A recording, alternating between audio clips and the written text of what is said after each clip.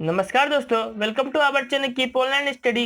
देखिए, RRB NTPC का लगातार पिछले साल के पेपर से मैं आपको अवगत करा रहा हूं, क्योंकि जल्दी एनटीपीसी की एग्जाम होने वाली है। इससे पहले एनटीपीसी की 18,000 की वैकेंसी निकली थी। इस बार लगभग डबल 35,000 की वैकेंसी है। तो आप सभी के लिए सबसे ज्यादा सुनहरा मौका है क्वालिफाई करने के लिए। तो मैं इसलिए आपको प्रीवियस ईयर पेपर की सॉल्यूशन लेके आया हूँ। ये सॉल्यूशन है, देखिए, एनटीपीसी 22 अप्रैल 2016 का, कि किस तरह से प्रश्न पूछे गए थे। देखिए, यदि आप एनटीपीसी की तैयारी अच्छे से कर लेते हैं तो ग्रुप डी की क्वालिफिकेशन आप खुद पे खुद जल्दी से कर लेंगे। तो चलिए, किस तरह के प्रश्न की ओर चलते हैं। देखिए कैसा प्रश्न था। देखिए, प्रश्न है, जॉन ने कहा, क्या है, जॉन ने कहा, सैरन मेरे दादी के इकलौते बेटे की बेटी है। इस तरह के प्रश्न को सॉल्व करने के लिए आप रिश्तेदार को खुद पे अनुभव कीजिए, खुद पे खुद सॉल्व हो जाएगा। जिस तरह देखिए, जॉन अपने आप को मान लीजिए, सैरन मेरे दादी यानी के इकलौते बेटे यानी मेरे पापा की बेटी है, तो खुद की बहन न हो गई। तो यहाँ पूछा गया सैरन जॉन से कैसे संबंधित है, तो बहन होके संबंधित है। तो यहाँ पे ऑप्शन नंबर ए इसमें सही होता है। और यहाँ पे रेलवे भी ऑप्शन नंबर ए इसको सही किया है। तो इस तरह का प्रश्न को इस तरह से सॉल्व करेंगे। तो चलते हैं नेक्स्ट प्रश्न की तरफ। किस तरह का प्रश्न था, चलिए देखिए। नेक्स्ट प्रश्न देखिए क्या है। ये देखिए, मैथ्स का सवाल है। एक 20 मीटर लंबी सीढ़ी एक दीवार पर टिकी हुई है। यह जमीन के साथ 6 डिग्री की कोण पर कोण बनाती है। दोस्तों, 6 डिग्री की कोण नहीं बनाएगी, यहाँ पे गलती हो गया है, 60 डिग्री की कोण बनाएगी। और देखिए दोस्तों, क्या फिर दीवार से सीढ़ी के पैरों के बीच की दूरी ज्ञात कर रहा है। तो देखिए दोस्तों, अभी मैं इसमें समझा देता हूँ सॉल्व करके, लेकिन आप सभी इसका आंसर तो तुरंत कर सकते थे 2 सेकंड में। देखिए, ये क्या बनाया मैंने, दीवार बनाया, और ये स्लोप है, ये सीढ़ी बना दिया। और इनके बीच का कोण कितना है दोस्तों, तो ये है कि इतना 60 डिग्री है। तो हम सभी पढ़े होंगे दोस्तों कि 60 के सामने कितना होता है, √3 होता है। और ये बेस 1 होता है, और ये 2 होता है शॉर्ट वन में। तो ये, सॉरी दोस्तों, ये 2 होता है, यहाँ पे 3 लिखा गया, ये 2 होता है। अब देखिए, तो सीढ़ी की हाइट तो 20 दी हुई ना, 20 दी। लेकिन देखिए दोस्तों, यहाँ 2 होता है, यानी 2 से कितना गुना ज्यादा दिया हुआ है, 10 गुना ज्यादा दिया हुआ है। उसी तरह यहाँ पे ये भी कितना गुना ज्यादा हो जाता है, ये भी 10 गुना ज्यादा हो जाता है, और ये भी 10 गुना ज्यादा हो जाता है। तो देखिए, ये पूछा क्या गया है कि दोनों के पैरों के बीच की दूरी, यानी इस डिस्टेंस को ही पूछा गया है ना। तो ये डिस्टेंस क्या हो जाएगा आपका, 10 मीटर, क्योंकि यहाँ तो आंसर 10 ही था। और option B, option number A 10 metre ही दिया हुआ है। चलते हैं नेक्स्ट प्रश्न की तरफ। तो नेक्स्ट प्रश्न है, देखिए क्या है, जीव और पर्यावरण के बीच अन्योन्य क्रिया के वैज्ञानिक विश्लेषण का अध्ययन को क्या कहा जाता है, क्या कहा जाता है, पारिस्थितिकी कहा जाता है, यानी ecology. Option number A correct होता, और रेलवे ने ऑप्शन नंबर ए ही करेक्ट लगाया है। तो चलते हैं चौथे प्रश्न की तरफ। देखिए, इसमें मैं आपको मैथ्स, रीजनिंग, साइंस, जीके जो भी क्वेश्चन होगा, मैं सबको आपको सॉल्यूशन विथ प्रूफ दूंगा। चलिए, चलते हैं नेक्स्ट प्रश्न की तरफ। नेक्स्ट प्रश्न है, देखिए क्वेश्चन है, बैडमिंटन के खेल में, क्या है प्रश्न, देखिए देखिए, बैडमिंटन के खेल में निम्नलिखित में से कौन सा hard hit overhead shot है, जिसमें शटल के प्रतियोगी में पाले में तेजी से नीचे की ओर हिट किया जाता है। किसमें किया जाता है, स्मैश में किया जाता है, स्मैश, यानी ऑप्शन नंबर ए इसका सही होता।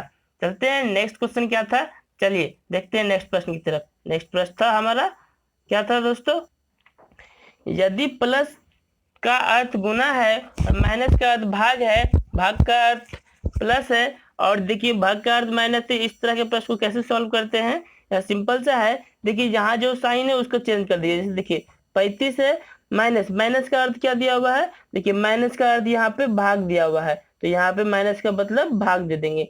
अब देखिए 5 है, अब प्लस का अर्थ क्या दिया हुआ है, प्लस का अर्थ गुना है, तो यह गुना दे देंगे 6।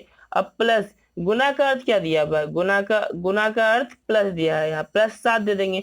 अब बोर्ड मास रूल पता ही होगा, सबसे पहले डिवाइड करते हैं, इसको डिवाइड करने के बाद 7 आता है, वहां गुना करेंगे 6 + 7। अब देखिए, इसको गुना किए तो कितना गया, 6 × 7 = 42, और 42 × 7 = 49।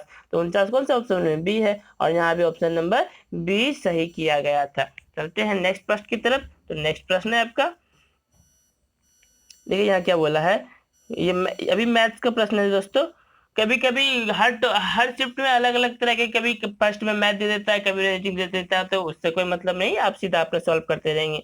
तो यहाँ देखिए क्या इस तरह का प्रश्न है, यदि तीन संख्याओं का रेशियो ये दिया हुआ, अनुपात दिया है और उनका योग दिया हुआ 320, तो इनमें सबसे छोटी संख्या और सबसे बड़ी संख्या का योगफल ज्ञात कीजिए। तो सबसे छोटी संख्या और सबसे बड़ी संख्या का, तो यहाँ देखिए दोस्तों रेशियो दिया है 4, 5 और 7 का अनुपात कितना दिया हुआ 320, यानी सबका जोड़ कर 320 है, तो सबको जोड़ लीजिए। तो जोड़ने के बाद कितना होता है 7 4 11 5 16, यानी 16 रेशियो बराबर 320 है। तो कटाइएगा तो एक रेशियो बराबर कितना हो जाएगा, एक रेशियो बराबर हो जाएगा आपका 16 दूनी 32 यानी 20, एक रेशियो बराबर 20 यहाँ पे हो गया। तो इसमें पूछा गया सबसे छोटा और सबसे बड़ा, तो सबसे छोटा 4 है और सबसे बड़ा 7 है, इनका योगफल पूछा गया है। तो दोनों का योगफल कितना हो गया, 7 4 11 हो गया। यदि एक रेशियो बराबर 20 है तो 11 रेशियो बराबर क्या हो जाएगा 20 से गुना कर देंगे। तो जब इसको गुना करेंगे तो कितना आ जाएगा 220। देखिए कितना सिंपल था। तो ये ऑप्शन नंबर बी 220। तो यहाँ पे देखिए बी कहाँ पे है, यहाँ पर है। इस तरह का प्रश्न को इस तरह सॉल्व करेंगे। तो चलते हैं नेक्स्ट प्रश्न की तरफ। तो नेक्स्ट प्रश्न है हमारा, देखिए क्या प्रश्न है, सेम प्रश्न है। देखिए ऊपर में बताया गया था, यदि प्लस का अर्थ गुना है, माइनस का अर्थ प्लस भाग है, गुना का अर्थ प्लस है और भाग का अर्थ माइनस है, तो कैसे सॉल्व करेंगे, सेम उसी तरह है। देखिए 5 प्लस का अर्थ गुना है तो 7, और गुना का अर्थ क्या है, गुना का अर्थ क्या है, यहाँ देखिए गुना का अर्थ प्लस है तो यहाँ गुना का अर्थ प्लस, और 12 भाग का अर्थ क्या है, भाग का अर्थ माइनस है तो -7। तो यहाँ पे देखिए उसी तरह बोर्ड मास रूल लगा दिए गए, 75 से 105 प्लस 12 और यहाँ पे क्या है -7 है। तो देखिए ये प्लस है तो कितना हो गया, यहाँ पे 7, यहाँ पे 1 और यहाँ पे 117 और -7 घटाइएगा तो 110 हो जाएगा। 110 कौन सा ऑप्शन में है, ऑप्शन नंबर ए करेक्ट है। तो यहाँ भी रेलवे ने भी 110 ही लिया है। चलते हैं नेक्स्ट प्रश्न की तरफ। तो नेक्स्ट प्रश्न किस तरह का था, देखिए यहाँ पूछा गया है, आधुनिक प्रिंटर की गति को मापने के लिए निम्नलिखित में से कौन सी इकाई का प्रयोग किया जाता है, कौन सी इकाई का प्रयोग किया जाता है। तो कौन सी इकाई का प्रयोग किया जाता है, पृष्ठ प्रति मिनट। क्या, पृष्ठ प्रति मिनट, पीपीएम। पीपीएम का फुल फॉर्म होता है पेज पर मिनट। क्या होता है, पेज पर मिनट, याद रखिएगा। तो चलते हैं नेक्स्ट प्रश्न की तरफ। तो नेक्स्ट प्रश्न है हमारा, देखिए यहाँ पे क्या किया है, पहले जोड़े में दिए गए शब्दों का समान दिए गए विकल्पों के संबंधित जोड़े चुने। तो देखिए यहाँ क्या है, लायन रोयर से किस तरह संबंधित है, उसी तरह आउल यहाँ पे इन चारों ऑप्शन में से किससे संबंधित होगा। तो लायन रोयर यानी लायन मतलब शेर दहाड़ता है, तो उसी तरह यानी आवाज से संबंधित है। तो आउल का आवाज क्या होता है, हुट होता है, HOOT हुट होता है। तो यहाँ पे ऑप्शन नंबर सी सही होगा। यहाँ भी ऑप्शन नंबर सी क्या है, यहाँ पे वॉइस के बेसिस पे लिया गया, आवाज की क्रम पे लिया गया है। चलते हैं नेक्स्ट प्रश्न की तरफ। तो नेक्स्ट प्रश्न है हमारा दोस्तों, ये कथन और निष्कर्ष का सॉल्यूशन है। देखिए इसमें क्या गया है, उच्च जोखिम लेने वाली उच्च प्रतिफल मिलता है, उच्च जोखिम लेने पर उच्च प्रतिफल मिलता है, ये कथन कहा गया है। अब आइए पढ़ते हैं इसका निष्कर्ष किस बेसिस पे लिया गया है। कोई जोखिम नहीं कोई लाभ नहीं, ऐसा क्या जरूरी है कि अगर कोई जोखिम नहीं लेगा तो कोई लाभ भी नहीं हो सकता, ऐसा कोई जरूरी नहीं हो सकता है। अब देखिए यहाँ पे दूसरा क्या किया गया, प्रत्येक व्यक्ति को जीवन में जोखिम लेना चाहिए, ये जरूरी नहीं है कि जोखिम लेना ही चाहिए, ये सरासर गलत बात है। तो यहाँ पे ऑप्शन नंबर देखिए क्या है, ना तो एक और ना ही दो तरह संगत होगा, यानी ऑप्शन नंबर डी करेक्ट होगा। चलते हैं नेक्स्ट प्रश्न की तरफ। तो नेक्स्ट प्रश्न है हमारा सिलोज्म का। देखिए सिलोज्म का प्रश्न है, इसको सॉल्व करिए। बोल रहा है क्या, सभी कलम किताबें हैं, तो सभी पेन किताबें हैं, यानी सभी पेन बुक है। उसके बाद बोला गया सभी किताबें मेज है, और सभी किताबें मेज है, मेज को एम से डिनोट कर देते हैं, पेन को पी से और बी को बुक से। तो आप देखिए इसका क्या बोला गया आंसर, सभी मेज कलम है, सभी मेज कलम है। हो सकता है कभी गलत है, यानी ये वाला भी गलत। दूसरा बोला कुछ मेज कलम है, कुछ मेज कलम है, हो सकता है, कुछ मेज कलम हो सकता है। तो ये देखिए ये वाला सही है, ऑप्शन नंबर बी सही है। उसके बाद क्या बोला, सभी किताबें कलम है, सभी किताबें कलम है, गलत बात है, ये नहीं हो सकता। और फिर देखिए डी है, कोई भी मेज किताबें नहीं, ये भी नहीं हो सकता। यानी ऑप्शन नंबर सिर्फ बी हमारा करेक्ट होगा, ऑप्शन नंबर बी हमारा करेक्ट होगा, यहाँ भी ऑप्शन नंबर बी ही लिया गया है। चलते हैं नेक्स्ट प्रश्न की तरफ। तो नेक्स्ट प्रश्न है हमारा रीजनिंग का प्रश्न। देखिए, पहले जोड़े में दिए गए शब्दों के समान अर्थ दिए गए विकल्प को संबंधित जोड़े को चुने। क्या बोला है, यूएई, हम, तो कोरिया, तो कैसे संबंधित है, यहाँ के कोई राज्य होगा दोस्तों। इसी तरह कोरिया का क्या है, तो यहाँ पर देखिए 4 का सी, वो क्या होगा, वोन होगा, ये कोरिया वोन से संबंधित है। ठीक है, ये ऑप्शन नंबर सी सही होगा। चलते हैं नेक्स्ट प्रश्न की तरफ। तो नेक्स्ट है प्रश्न है हमारा, देखिए क्या बोला गया, यदि यदि एक वन है ईट को 26 लिखा तो सीट को क्या लिखेगा। तो ये अल्फाबेटिकल ऑर्डर से नाम लिख दिया गया है। देखिए एक सिंपल सा बताता हूँ, EGOTY, ये याद रखने का तरीका है। ई का वैल्यू 5, जे का वैल्यू 10, ओ का वैल्यू 15, टी का वैल्यू 20 और पाई का वैल्यू 25। इससे आप सिंपल तौर पे जल्दी से याद रख पाएंगे। तो देखिए यहाँ पे क्या हो जाता है, अब देखिए आपका वैल्यू किसका बताना है, सीट का। तो एक का तो वैल्यू पता चल गया, इसी तरह 26 भी उसी तरह काउंटिंग करके आया है सबका सब, तो सीट भी सबके काउंटिंग से ही आया होगा। तो सबका काउंटिंग कर लेंगे। तो देखिए सबसे काउंटिंग कीजिए तो कितना आता है, एस, एस कितने पे आता है, देखिए JETOY। तो यहाँ पे आप समझिए, तो देखिए तो एस का वैल्यू कितना हो जाता है, एस का वैल्यू 18 हो जाता है, ई का वैल्यू 5 हो जाता है, ए का वैल्यू 1 हो जाता है और टी का वैल्यू 20 हो जाता है। सबको जोड़ेंगे तो ये 45 आ जाएगा। तो ये ऑप्शन नंबर ए हमारा सही होगा, जहाँ रेलवे भी ने ऑप्शन नंबर ए ही करेक्ट दिया है। चलते हैं अब नेक्स्ट प्रश्न की तरफ। नेक्स्ट प्रश्न है आज का, देखिए नेक्स्ट प्रश्न क्या है, निम्नलिखित में से कौन सा स्टेम सेल का एक प्रकार नहीं है। क्या प्रश्न पूछा गया है, निम्नलिखित में से कौन सा स्टेम सेल का एक प्रकार नहीं है। तो आप सभी को बताना है तो ये कौन सा होगा, इसका डी करेक्ट होगा। तो याद रखिएगा भेद, भेद ये स्टेम सेल का पार्ट नहीं है, रेलवे ने भी वही प्रश्न लिया है। तो आते हैं, अब चलते हैं नेक्स्ट प्रश्न की तरफ। तो नेक्स्ट प्रश्न है हमारा, देखिए ये हमारा डाटा का सवाल है। देखिए डाटा में क्या पूछा गया है, देख लीजिए थोड़ा सा क्वेश्चन। क्वेश्चन किस तरह का है, निम्नलिखित तालिकाओं का अध्ययन करें और उस पर आधारित सवालों का जवाब नीचे कंपनियों की बिक्री डाटा के बेसिस पर दे। तो चलिए देखते हैं किस तरह का प्रश्न है, क्वेश्चन क्या पूछा गया है। देखिए क्वेश्चन क्या पूछा गया है, यहाँ से मैं थोड़ा सा इसे छोटा ही कर रहने देता हूँ, जिससे कि आप सभी को पढ़ने में कोई प्रॉब्लम ना हो। देखिए क्या प्रश्न है, ऑप्शन डी तक रहने देता हूँ जिससे कि आप सबको पता चले। ये देखिए, अब देखिए क्या है, ये प्रश्न आ गया हमारा। इसमें पूछा गया वित्तीय 14 से 15 के लिए कुल बिक्री कितनी है, वित्तीय वर्ष 14 से 15 के लिए कितनी है। देखिए 14 से 15 से ये 2 3 4, इन सभी का कुल आप लोग को जोड़ देना है, 45 48 44 और कितना है 71। इन सभी को जोड़िएगा तो ये 178 आ जाएगा, और 178 लाख ऑप्शन में देखिए कौन सा है, ऑप्शन नंबर बी करेक्ट होगा। और रेलवे में ना ऑप्शन नंबर बी ही लिया होगा, देखिए ऑप्शन नंबर बी। ठीक है, चलते हैं अब देखिए नेक्स्ट प्रश्न क्या था हमारा। तो नेक्स्ट प्रश्न चलते हैं, तो नेक्स्ट प्रश्न की ओर, ये उसी बेसिस पे नेक्स्ट प्रश्न है। नेक्स्ट प्रश्न क्या है, थोड़ा आप देखिए, देखिए F12 से 13, देखिए ध्यान से, F12 से 13 और 13 से 14 की कंपनियों में बिक्री साल विकास प्रतिशत कितना है।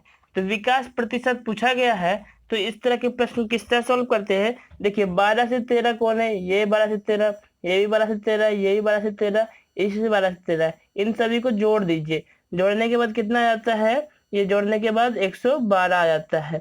फिर क्या है, FY 13 से 14, तो 13 से 14 यहाँ से देखिए, ये भी 13 से 14, 13 से 14, 13 से 14, 13 से 14, इन सभी को भी जोड़ दीजिए। इन सभी को जोड़ने पे 140 आ जाता है।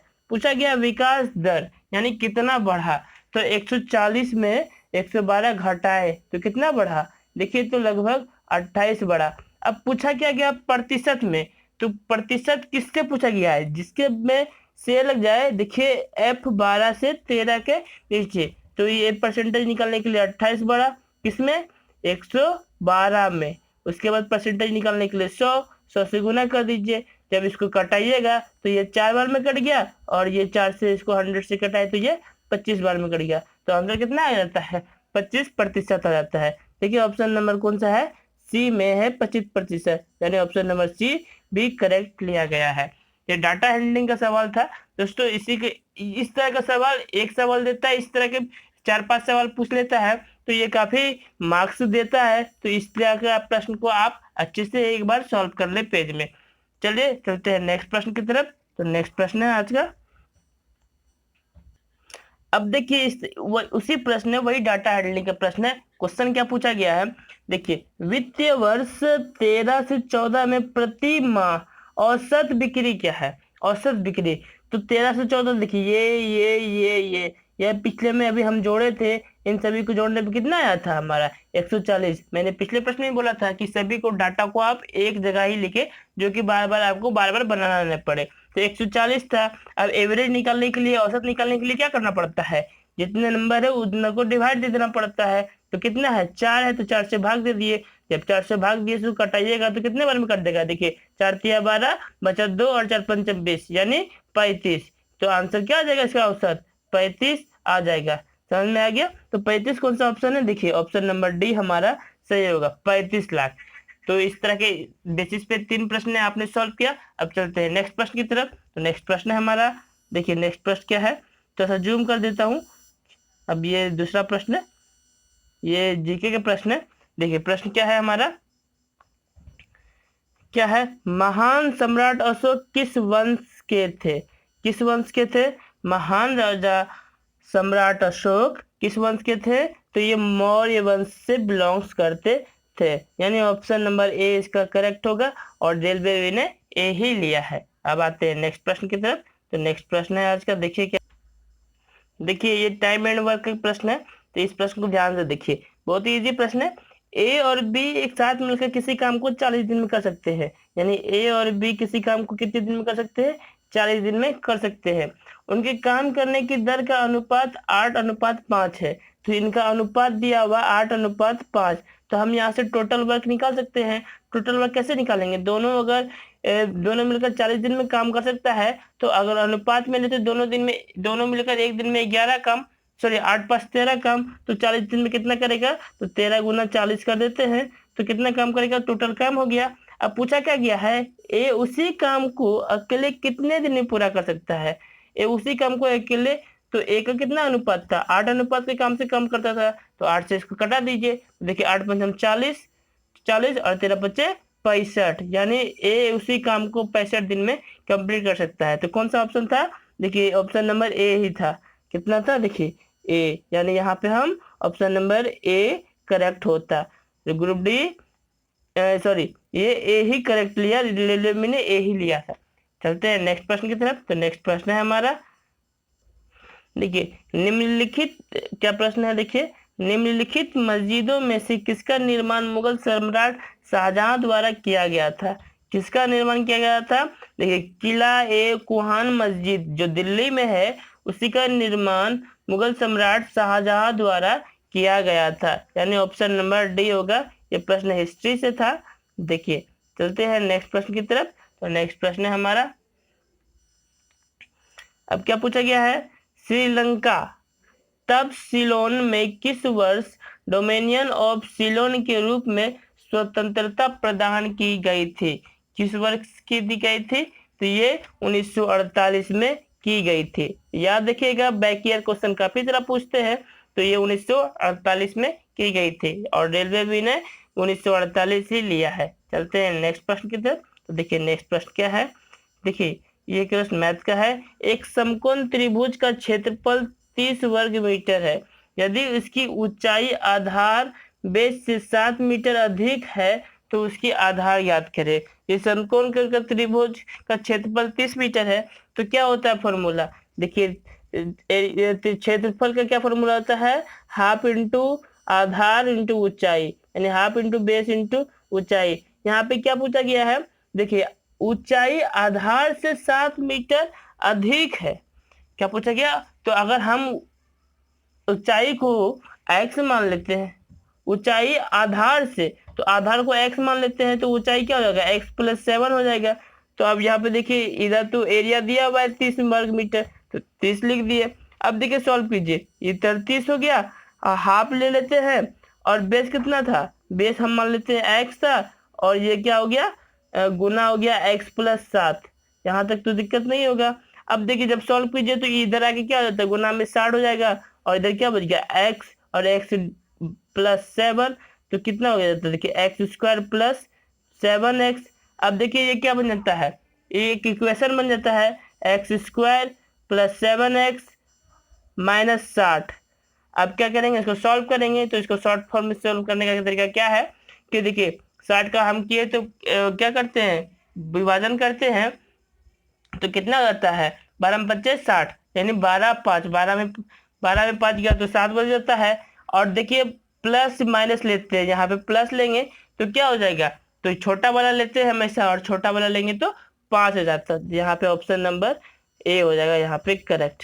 चलते हैं नेक्स्ट प्रश्न की तरफ। तो नेक्स्ट प्रश्न है हमारा, क्या है, वैज्ञानिक नाम होमोसेपियंस का अर्थ क्या है, वैज्ञानिक नाम होमोसेपियंस का अर्थ क्या है, क्या है, ये बुद्धिमान आदमी होता है, होमोसेपियंस बुद्धिमान आदमी को कहते हैं। ऑप्शन नंबर सी इसका करेक्ट था, रेलवे भी ने सी लिया है।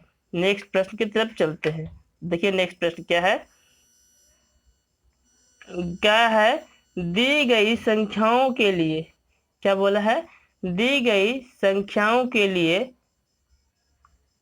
दी गई संख्याओं के लिए निम्नलिखित में से कौन सा सही है।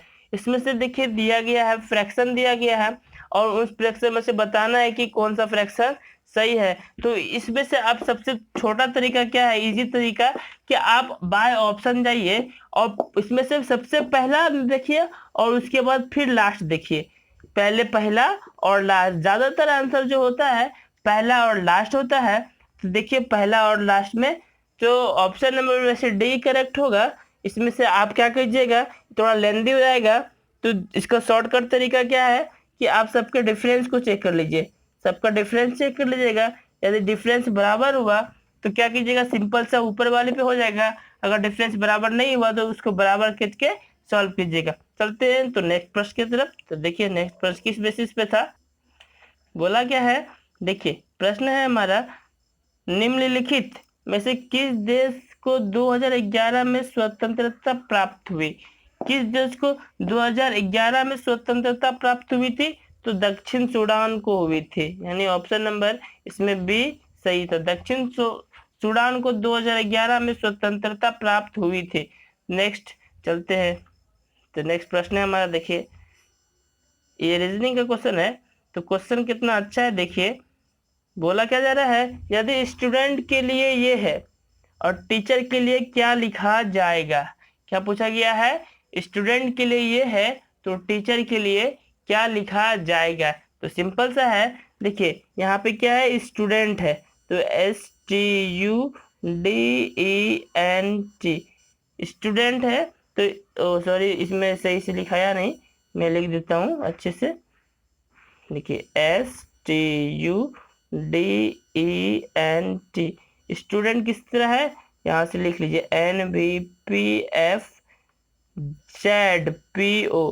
तो देखिए किस तरह संबंधित है, सिंपल सा है, SN क्या आता है, N, तो देखिए पहले क्या किया है, प्लस और माइनस पे ध्यान दिया गया है, एक बार प्लस लिया गया है और एक बार माइनस लिया गया है। तो आप इस तरह ध्यान से देखिए, अपने आप समझ में आ जाएगा। देखिए इसमें क्या क्या लिया गया है, ध्यान से देखिए, पहले क्या किया, -5, देखिए S से -5 जाइए N आ जाता है, T के बाद क्या है, U भी, यानी +2, -5 +2, -5 +2, -5 + 2 -5 + 2 इस बेसिस पे लिया गया है, तो टीचर भी उसी बेसिस पे होगा। तो यहाँ पे इसको सॉल्व करने के लिए सबसे पहले टीचर लिख लीजिए आप, सिंपल सा TEACHER। अब पहले क्या था, +5 था, सॉरी -5 था, तो इसमें -5 आ जाइए। तो -5 क्या होता है, टीचर में टी में से -5 हो जाइए, तो देखिए ये ओ हो जाएगा। उसके बाद क्या था, +2, तो ई में +2 कीजिए तो एफ हो जाता है। ई में +2 किए तो क्या होता है, सॉरी EFG हो जाएगा, FG। अब ए में फिर क्या, -5, ए में -5 किए तो भी आ गया, सी में +2 किए तो ई आ गया। देखिए ऑप्शन से मिल रहा है तो आप पूरा कीजिए मत, अगर ऑप्शन से VGCE और कोई तो मिल नहीं रहा है, तो ये ऑप्शन नंबर क्या हो जाएगा दोस्तों, ए करेक्ट हो जाएगा। देखिए OGVE, इतने में ही आपको अंतर समझ में आ गया, क्योंकि दो नंबर ही ओ से स्टार्ट हो रहा था, तो इस तरह से स्मार्ट वर्क भी आप कर सकते हैं। तो यहाँ पे ऑप्शन नंबर ए सही होता है। चलते हैं नेक्स्ट प्रश्न की तरफ। नेक्स्ट देखिए क्या है, नेक्स्ट है, कंप्यूटर के निर्माता उपयोगकर्ता द्वारा एक बार प्रोग्राम किए जाने के बाद निम्नलिखित में से किसे संशोधित नहीं किया जा सकता, किसे दोबारा संशोधित नहीं किया जा सकता, ये कंप्यूटर का प्रश्न है। तो याद रखिएगा, रोम को नहीं किया जाता।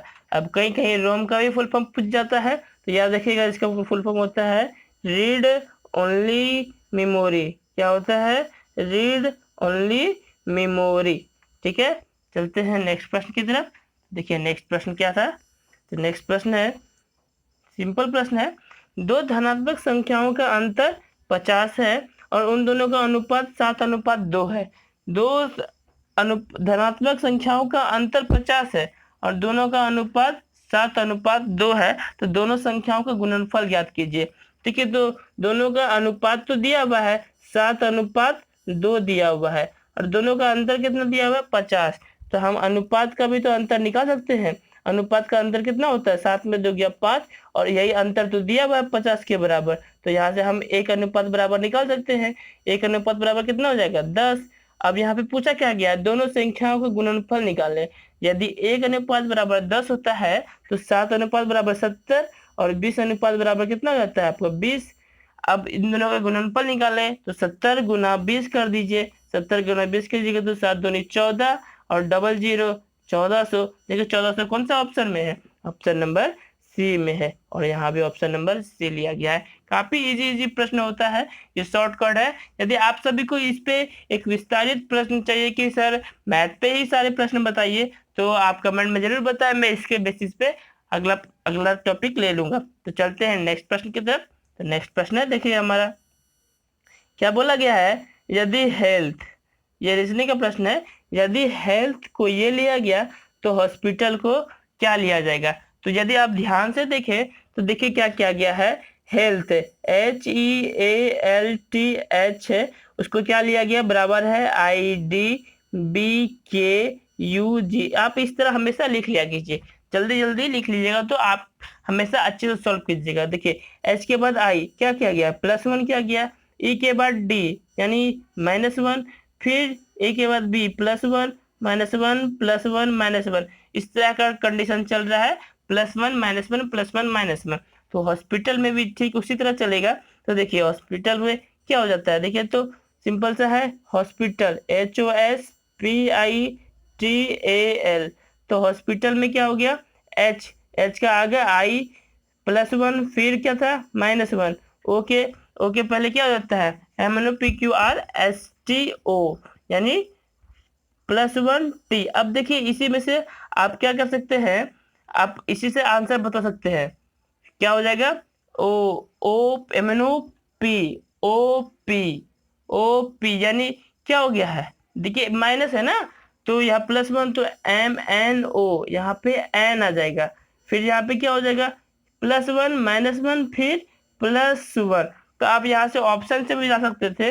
देखिए I और N, और किसी में तो स्टार्टिंग में था नहीं, तो ये तो हो नहीं सकता, ये भी नहीं हो सकता, ये नहीं हो सकता, तो ये ऑप्शन नंबर डी करेक्ट कर सकते थे स्मार्ट वर्क के थ्रू। आप पूरा नहीं भी करते तो आंसर जल्दी से आ जाता। चलते हैं, इसका ऑप्शन नंबर डी होगा। अब आते हैं नेक्स्ट प्रश्न की तरफ। तो नेक्स्ट प्रश्न है, देखिए नेक्स्ट प्रश्न क्या था, जालियांवाला बाग हत्याकांड का आदेश किसने दिया था। किसने दिया था? जालियांवाला बाग हत्याकांड का आदेश किसने दिया था? तो किसने दिया था? कर्नल जनरल डायर ने दिया था। किसने दिया था? कर्नल जनरल डायर ने इसका आदेश दे दिया था। ठीक है, तो ये ऑप्शन नंबर ए करेक्ट होगा। चलते हैं नेक्स्ट प्रश्न की तरफ। तो नेक्स्ट प्रश्न क्या है? देखिए ये मैथ्स का प्रश्न है और ये क्या है? CI एंड SI का प्रश्न है जो कि आसानी से सॉल्व कर सकते हैं। देखिए प्रश्न क्या है? अर्धवार्षिक, यही पे सबसे बड़ी बात समझ रहे हैं। अर्धवार्षिक रूप से चक्रवृद्धि ब्याज 80,000 रुपये के 2 वर्ष के बाद 20% वार्षिक दर पर कितने रुपए हो जाएगी? तो इस काफी सिंपल प्रश्न हो जाएगा। हम सभी जानते हैं कि अर्धवार्षिक रहे तो क्या हो जाता है? टाइम डबल हो जाता है और टाइम दुगुना कर देते हैं और रेट जो है क्या करते हैं? आधी कर देते हैं। तो 20% का रेट आधी कर दीजिए तो क्या हो जाएगा? 10% हो जाता है। और उसके बाद टाइम कितना हो गया? 4 साल। यदि हम 10% को फ्रैक्शन में चेंज करें तो कितना जाता है? 10/100। तो इसको हम लिख सकते हैं 1/10। यदि 10 रुपया था, अगर हम मान लें कि 10 रुपया था तो ये 1 रुपया इंटरेस्ट ले लेता है तो 11 रुपया होता है। 4 साल के लिए है तो ये 10 से 11। फिर 4 साल के लिए सॉल्व करना रहा तो 10 से 11, फिर से 10 से 11। सॉरी दोस्तों, फिर से 10 से 11। जब इसे सॉल्व किए तो देखिए इन सभी का गुना किए तो कितना आ गया? 1000। और यदि हम इसे गुना किए तो कितना जाता है? इन सभी को गुना कीजिएगा तो हो जाएगा 13641। अब देखिए ये पूछा क्या गया है? ये क्या हो गया? मूलधन इसका। और ये क्या हो गया? टोटल। यदि हम 10 रुपया माने थे लेकिन यहाँ पे कितना बोला? 80,000। यानी ये कितना गुना हो गया? 80,000 ले तो ये कितना गुना हो गया? देखिए तो 8 गुना हो जाता है। तो यहाँ पे 8 गुना, तो ये भी तो इससे 8 गुना ज्यादा होगा। यदि इससे 8 गुना किए, 8 से यदि गुना किए तो देखिए यहाँ पे लास्ट में 1 है और 8 से 1 से गुना किए तो कितना आ जाता है? 8। यूनिट डिजिट 8 आएगा। तो यहाँ पर सिर्फ देख लीजिए, ऑप्शन से भी छाट सकते हैं। देखिए यहाँ पे एक ही में सिर्फ यूनिट डिजिट 8 है और बाकी किसी में नहीं है। तो हम यहाँ से डायरेक्ट भी बोल सकते हैं 8 है, बाकी आप टोटल गुना करके भी देख सकते हैं। तो इसी तरह से सॉल्व होता है दोस्तों। चलते हैं नेक्स्ट प्रश्न की तरफ। तो नेक्स्ट प्रश्न है हमारा, गुना करेंगे तो टोटल यही आंसर होगा। चलते हैं नेक्स्ट प्रश्न की तरफ। तो नेक्स्ट प्रश्न है, देखिए अब नेक्स्ट प्रश्न है। इसमें बोला गया बिहार पटना से जिस तरह संबंधित है उसी तरह गुजरात कैसे संबंधित है? बिहार पटना का क्या है? कैपिटल है। तो गुजरात का कैपिटल क्या होता है? गांधीनगर। सिंपल सा प्रश्न था, तो इसका ऑप्शन नंबर ए होगा। चलते हैं नेक्स्ट प्रश्न की तरफ। नेक्स्ट प्रश्न है हमारा, देखिए प्रश्न है, देखिए कितना अच्छा प्रश्न है। इसमें क्या बोला गया कि निम्नलिखित में से कौन सा एक प्रारंभिक कंप्यूटर नहीं है? एटलस, लियोन, इलेक और लिंक। ये देखिए रेलवे द्वारा क्या किया गया है? इस प्रश्न को हटा दिया गया है बाय द कंफ्यूजन। देखिए यहाँ पे लिखा साफ लिख दिया गया है कि note for this question discrepancy is found. Question number इसमें क्या गया है? गलती पाया गया इसलिए इसे हटा दिया गया। तो अब चलते हैं नेक्स्ट प्रश्न की तरफ। तो नेक्स्ट प्रश्न क्या था? देखिए प्रश्न है, ये एक व्यक्ति अपने पुत्र से 26 वर्ष बड़ा है। 3 वर्ष की उसकी आयु उसके पुत्र की आयु की 3 गुनी हो जाएगी। पिता की आयु, वर्तमान आयु ज्ञात कीजिए। सिंपल सा है। देखिए मान लीजिए कि उसकी पुत्र की आयु x है तो उसके पिता की आयु क्या हो जाएगा? x+26, क्योंकि हिसाब बताया गया कि आज से उसे 26 साल बड़ा है ना। एक व्यक्ति अपने पुत्र से 26 वर्ष बड़ा है तो पहले ये बेटा का आयु हो गया और ये इसका पिता की आयु होगी। नेक्स्ट क्या बोलता है कि 3 वर्ष बाद उसकी आयु अपने पुत्र की आयु की 3 गुनी हो जाएगी। यानी 3 वर्ष बाद, यानी अब जो x साल था उसमें 3 वर्ष बाद हो गया तो कितना हो गया? देखिए तो x+3 साल हो गया और उसका पिता भी तो 3 साल बढ़ जाएगा। तो ये नहीं बताया गया, ये बोला कि अपने पुत्र की आयु की 3 गुनी हो जाएगी। यानी अब ये आयु है और तो ये इनका पिता में जोड़ा तो कितना लग गया? ये x प्लस कितना साल हो गया? देखिए तो 29 साल हो गया ना, अगर 3 साल जोड़े तो सिंपल सा। अब देखिए इसका 3 गुनी हो जाएगी क्वेश्चन के अनुसार। जब इसको हम सॉल्व किए तो देखिए कितना हो गया? 3x+9 और इधर कितना हो गया? x+29। अब देखिए x इधर ले आए तो 3x में एक इधर लाने पे x माइनस हो जाता है। 3x में x माइनस गया 2x और 9 इधर ले जाइए तो 29 और 9 कितना हो जाता है, 29 में 9 घटाएंगे तो 20 हो जाएगा। यहाँ से x बराबर कितना हो जाएगा, देखिए तो कटा के 10 वर्ष, यानी x बराबर 10 वर्ष। यहाँ से क्या बता गया, पुत्र की आयु 10 वर्ष हो गया, माने थे x। और यहाँ पे क्या पूछा गया, उसकी पिता की आयु, तो x कितना माने थे 10 और ये 26, 10 और 26 कितना होता है 36 वर्ष, यानी उसकी पिता की आयु हो जाती है 26 वर्ष। तो ऑप्शन नंबर ये बी करेक्ट होता है 26 वर्ष। अब आते हैं नेक्स्ट प्रश्न की तरफ। तो नेक्स्ट प्रश्न देखिए किसका है, देखिए यहाँ क्या पूछा गया है, माध्यिका निकाले, ये दिया गया है और इसका माध्यिका निकाले। तो सबसे पहले माध्यिका निकालने के लिए क्या गिनते थे कि हमारी संख्या कितनी है, 1 2 3 4 5 6 7, यानी क्या है ये असम संख्या है, विषम संख्या है।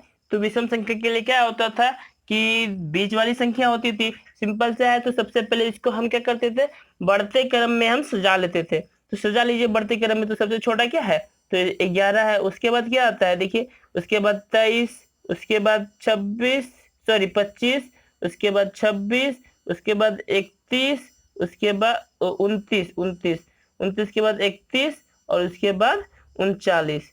तो 39, अब देखिए इसमें से सबसे बीच वाली संख्या कौन सी है, बीच वाले देखिए यहाँ से 3 इधर खत्म हो गया और 3 इधर खत्म हो गया, 3 ये और 3 ये, बच क्या गया बीच वाला 26। तो यही हमारे क्या हो जाता है, माध्यिका हो जाती थी।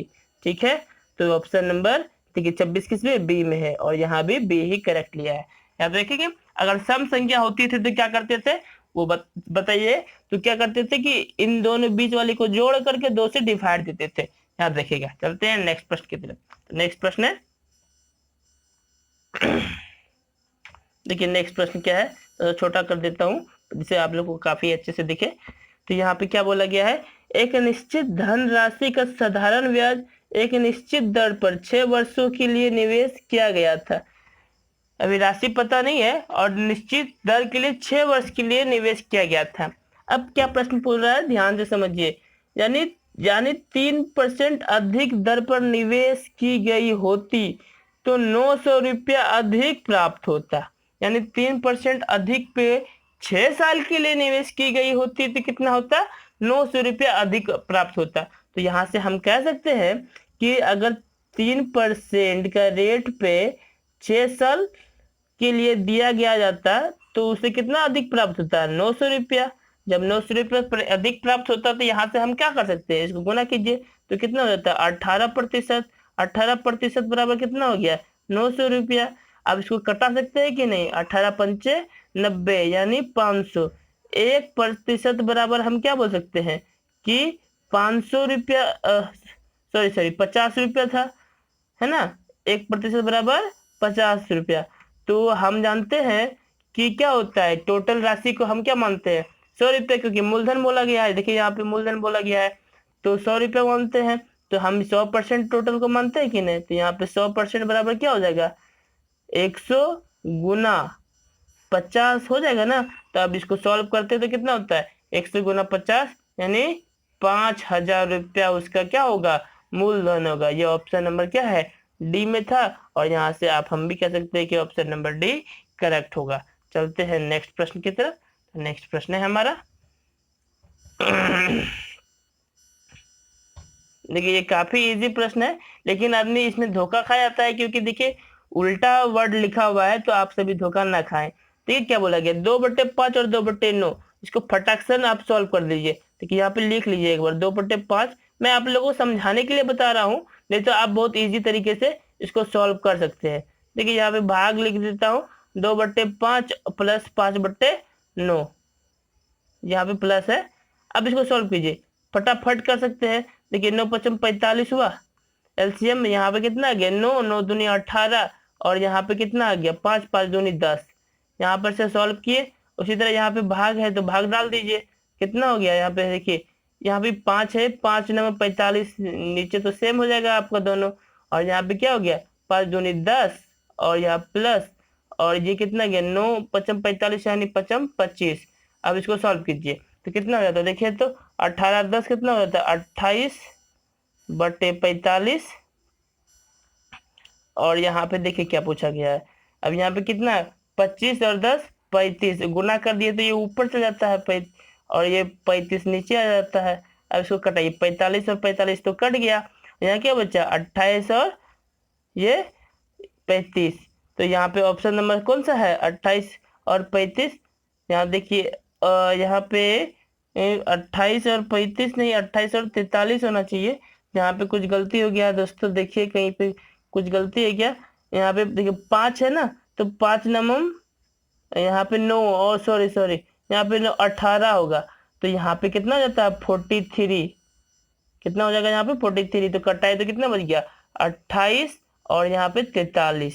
तो यहाँ पे ऑप्शन नंबर क्या है 28/43 बी करेक्ट होगा। ठीक है, अब आते हैं नेक्स्ट प्रश्न की तरफ। ये बताने के लिए था, आप यहाँ पे डायरेक्ट से सॉल्व कर सकते थे, तो डायरेक्ट यहाँ पे आंसर आ जाता। चलते हैं नेक्स्ट प्रश्न की तरफ। नेक्स्ट प्रश्न क्या था हमारा, देखिए बोला गया है कि निम्नलिखित में से कौन सा सत्य है, कौन सा सत्य है। रेटिना पर बनने वाला प्रतिबिंब उल्टा होता है, यह बात सत्य है। अब देखिए बाकी क्या है, रेटिना पर बनने वाला प्रतिबिंब मूल छवि से दोगुना होता है, गलत बात है। रेटिना पर बनने वाला प्रतिबिंब का आकार वस्तु के समान होता है, यह भी गलत बात है। रेटिना पर निर्मित प्रतिबिंब ऊर्ध्वाधर, ये तो और गलत बात है। यानी ये ऑप्शन नंबर सिर्फ ए होगा, और रेलवे ने भी ए ही लिया है। चलते हैं हम नेक्स्ट प्रश्न की तरफ। तो नेक्स्ट प्रश्न है हमारा, देखिए क्या है, निम्नलिखित में से भिन्न चुने। क्या बोला गया है, भिन्न चुनने। तो भिन्न इसमें से क्या है वही आप लोगों को बताना है। देखिए भिन्न क्या है, देखिए लुब्धक, साइरस, मार्स, नेपच्यून और सैटर्न। क्या है, इसमें से सब में से आपको बताना है कि कौन सा है। देखिए मार्स भी एक ग्रह है, नेपच्यून भी एक ग्रह है, सैटर्न भी एक ग्रह है, लेकिन लुब्धक कोई ग्रह नहीं है, तो यही इसमें भिन्न हो जाएगा। यानी ऑप्शन नंबर ए इसका सही होगा। देखिए बी सी डी का नहीं, यानी ऑप्शन नंबर ए ही सही होगा। चलते हैं नेक्स्ट प्रश्न की तरफ। बोला है देखिए, रेडियम किस खनिज से प्राप्त किया जाता है। रेडियम किस खनिज से प्राप्त किया जाता है। तो रेडियम पिच ब्लेंड से किया जाता है प्राप्त, यानी ऑप्शन नंबर इसका डी सही होता है, पिच ब्लेंड से किया जाता है। चलते हैं नेक्स्ट प्रश्न की तरफ। क्या था नेक्स्ट प्रश्न, देखिए नेक्स्ट प्रश्न है हमारा, क्या बोला गया है।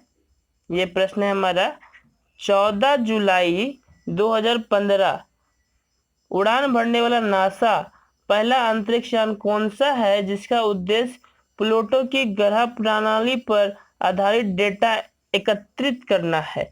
कौन सा है दोस्तों, तो याद रखिएगा ये न्यू होराइजन्स है। क्या है, न्यू होराइजन्स, यानी ऑप्शन नंबर इसका बी सही होता है। तो चलते हैं नेक्स्ट क्वेश्चन की तरफ। तो नेक्स्ट क्या है, देखिए नेक्स्ट है, देखिए फिर से टाइम एंड वर्क का क्वेश्चन है, तो ये भी और भी इजी है। तो कैसे सॉल्व होता है, देखिए क्या है, पी एक कार्य को क्यू से दोगुना सक्षम है। पी एक कार्य करने में क्यू से दोगुना सक्षम है, तो यहाँ पे लिख लीजिए पी कार्य करने में क्यू से दोगुना सक्षम है ना, तो क्या हो जाएगा यहाँ पे, देखिए पी और यहाँ पे क्यू लिख लीजिए ऐसे करके। इस तरह के सॉल्व कैसे किया जाता है, पी और क्यू जब दोगुना सक्षम है किससे है, पी कार्य करने में क्यू से दोगुना सक्षम है ना, क्यू से दोगुना सक्षम है, यानी ये क्या हो गया 2p। अब क्या बोला गया, दोनों एक साथ मिलकर एक काम को 22 दिन में पूरा कर लेते हैं। दोनों एक काम को कितने दिन में कंप्लीट कर लेते हैं, 22 दिन में। तो क्यू एक्चुअली इस काम को कितने दिन में कंप्लीट करेगा। तो जान लीजिए कि अगर दोनों काम को करने में 22 दिन लेते हैं, तो दोगुना सक्षम है, यानी दोनों मिलकर 3 काम करता है एक दिन में। तो अगर 3 काम एक दिन में करता है, तो 22 दिन में जितना काम करेगा तो ये टोटल वर्क हो जाएगा। यहाँ पे लिख लेंगे टोटल वर्क, ये टोटल वर्क हो गया। तो पूछा है क्यू अकेले कितने दिन में काम कर सकता है। तो क्यू अगर अकेले तो क्यू एक दिन में एक ही काम करता है ना, तो यहाँ से 1 से डिवाइड देंगे तो कोई फर्क नहीं पड़ेगा। तो क्यू को कितने दिन में काम करेगा, टोटल 66 दिन में। देखिए यहाँ 66 दिन है ना, तो ऑप्शन नंबर सी करेक्ट होगा। चलते हैं नेक्स्ट क्वेश्चन की तरफ। तो नेक्स्ट क्या प्रश्न है, जल्दी देखते हैं। ठीक है, फिर से मैथ का प्रश्न है। ठीक है, मैथ का प्रश्न कितना है, 1-2 अंकों की संख्या अपने अंकों के योग की 4 गुनी है। क्या बोला गया है, 1-2 अंकों की संख्या अपने अंकों की योग की 4 गुनी है। उसके बाद क्या बोला गया है, यदि संख्या में 27 जोड़ दे तो वह अपने अंकों की योग के साथ गुनी हो जाएगी। यह दो संख्या क्या है? तो याद देखिए, इस तरह के प्रश्न को हम ऑप्शन से जाएंगे और ऑप्शन में किस किस नंबर को जाएंगे हमने बताया था आपको पहले प्रश्न में ही, नहीं दूसरे प्रश्न में, कि चाहे तो पहले हम डी लें या फिर ए लें। तो यहाँ पर हम पहले डी ले रहे हैं, तो हम अब डी से लेके देखिए हम 36 ले रहे हैं, तो ऑप्शन में 36 से ले रहे हैं। तो देखिए ऑप्शन में से डी एक सही है, लेकिन किस तरह हम ले सकते हैं यहाँ देखिए। तो अगर मेथड से जाएंगे तो थोड़ा लंबा हो जाएगा, इसलिए ऑप्शन से लेते हैं इसको। 36 दो अंकों की संख्या अपने अंकों के योग के 4 गुनी है। तो क्या बोला? दो अंकों की संख्या, यहाँ एक दो अंकों की संख्या अपने अंकों के योग की 4 गुनी है। अपने अंकों की योग की, देखिए अगर इसका योग करते हैं तो कितना हो जाता है? 9 की 4 गुनी है। अगर 4 से गुना किए तो 36 हो जाता है, यानी ये बात तो इस पे बैठ गया। उसके बाद क्या बोला? यदि संख्या में 27 जोड़ दे तो यह अपने अंकों के योग से 7 गुनी हो जाएगी। इसमें से क्या बोला? यदि हम इसमें 27 जोड़ दे तो 37 में अगर हम 27 जोड़ दे तो कितना हो जाता है? देखिए तो 9 7 6 13 और 3 2 5 1 6, तो ये 63 हो जाती है। तो क्या हो रहा है कि ये अपने अंकों की योग से 7 गुनी हो जाती है। सही बात है। देखिए अंकों का योग कितना था? 9 था, और 9 को हम 7 गुनी कर दें तो ये 63 हो जाती है। तो इस तरह हम बाय ऑप्शन जल्दी से सॉल्व कर सकते हैं। तो यहाँ से ऑप्शन नंबर डी सही था। चलते हैं नेक्स्ट प्रश्न की तरफ। तो नेक्स्ट प्रश्न है हमारा, तो देखिए नेक्स्ट प्रश्न क्या था हमारा, यहाँ पे देखिए क्या बोला गया है? दुनिया में सर्वप्रथम 2016 तेजी के असर करने वाला रेबीज रोधी दवाई का लॉन्च किस देश ने किया था? किस देश ने किया था? तो हमारा इंडिया ने किया था। ये समझ लीजिए कि उस समय का करंट अफेयर्स का प्रश्न था। ठीक है, चलते हैं हम नेक्स्ट प्रश्न की तरफ। नेक्स्ट प्रश्न है हमारा, बोला गया क्या? NaCl का रासायनिक नाम क्या है? NaCl का रासायनिक नाम क्या है? तो NaCl का रासायनिक नाम नमक है। और यदि इसका पूरा क्या नाम है तो याद रखिएगा, सोडियम क्लोराइड। क्या है? क्लोराइड, सोडियम क्लोराइड इसका नाम है। चलते हैं नेक्स्ट प्रश्न की तरफ। तो नेक्स्ट प्रश्न है हमारा,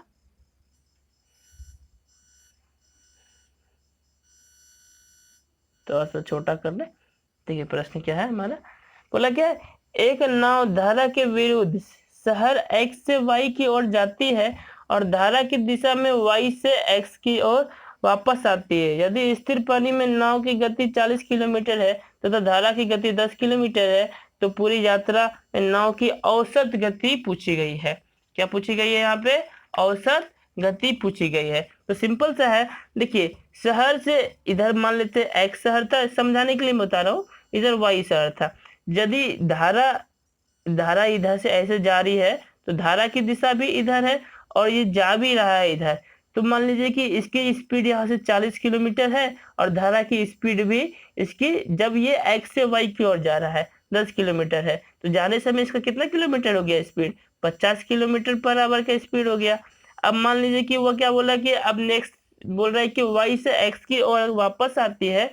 यदि y से x की ओर आती है तो इसका खुद का स्पीड 40 किलोमीटर, और धारा की स्पीड तो ये इधर है ना, और ये धारा के विरुद्ध आ रही है, धारा के विरुद्ध आ रही है। तो धारा की स्पीड थी 10 किलोमीटर, तो यहाँ से क्या हो जाएगा? माइनस हो जाएगा। कितना? 30 किलोमीटर। यानी ये जो लौट रहा है ये 30 किलोमीटर की स्पीड से लौट रहा है। तो पूछा क्या गया है? औसत गति। तो औसत गति का फॉर्मूला क्या होता है? आप लोग को याद ही होगा, 2xy by x plus y। जब इसको हम सॉल्व करेंगे, यहाँ पे x प्लस वाई, इसको सॉल्व कीजिए तो यहाँ पे देखिए जाने की गति कितनी थी? ये 2 गुना 50 की स्पीड थी जाने समय, और आने समय कितनी थी? 30 की। और इसके बाद क्या है? नीचे क्या हो गया? जोड़ दीजिए 50 प्लस 30। जब इसको हम सॉल्व करेंगे तो सॉल्व कीजिएगा तो कितना हो जाएगा? देखिए यहाँ से हम सॉल्व कर रहे हैं इसको, थोड़ी जगह कम है तो हम सॉल्व किए तो यहाँ देखिए कितना हो गया? 50 दूनी 100, और यहाँ पे कितना हो गया? देखिए यहाँ से सीधा लिखिए 50 दूनी 100 और यहाँ गुना 3, तो कितना हो गया? 3000 हो गया यहाँ पे, और यहाँ पे क्या है 80, 50 30 80 ना, 100 और 3, सॉरी 3000 है। जब इसको हम 800 कटाए और यहाँ से इसको सॉल्व कीजिए तो कितना हो जाता है, ये 37 पॉइंट समथिंग के पास, 37.5 समथिंग आंसर आएगा। तो ये देखिए 37 पॉइंट समथिंग आंसर किसमें, ऑप्शन नंबर सी है, यही ऑप्शन नंबर करेक्ट होगा। उम्मीद है आप सभी को अच्छे से समझ आया होगा। अब चलते हैं नेक्स्ट प्रश्न की तरफ। नेक्स्ट प्रश्न है हमारा,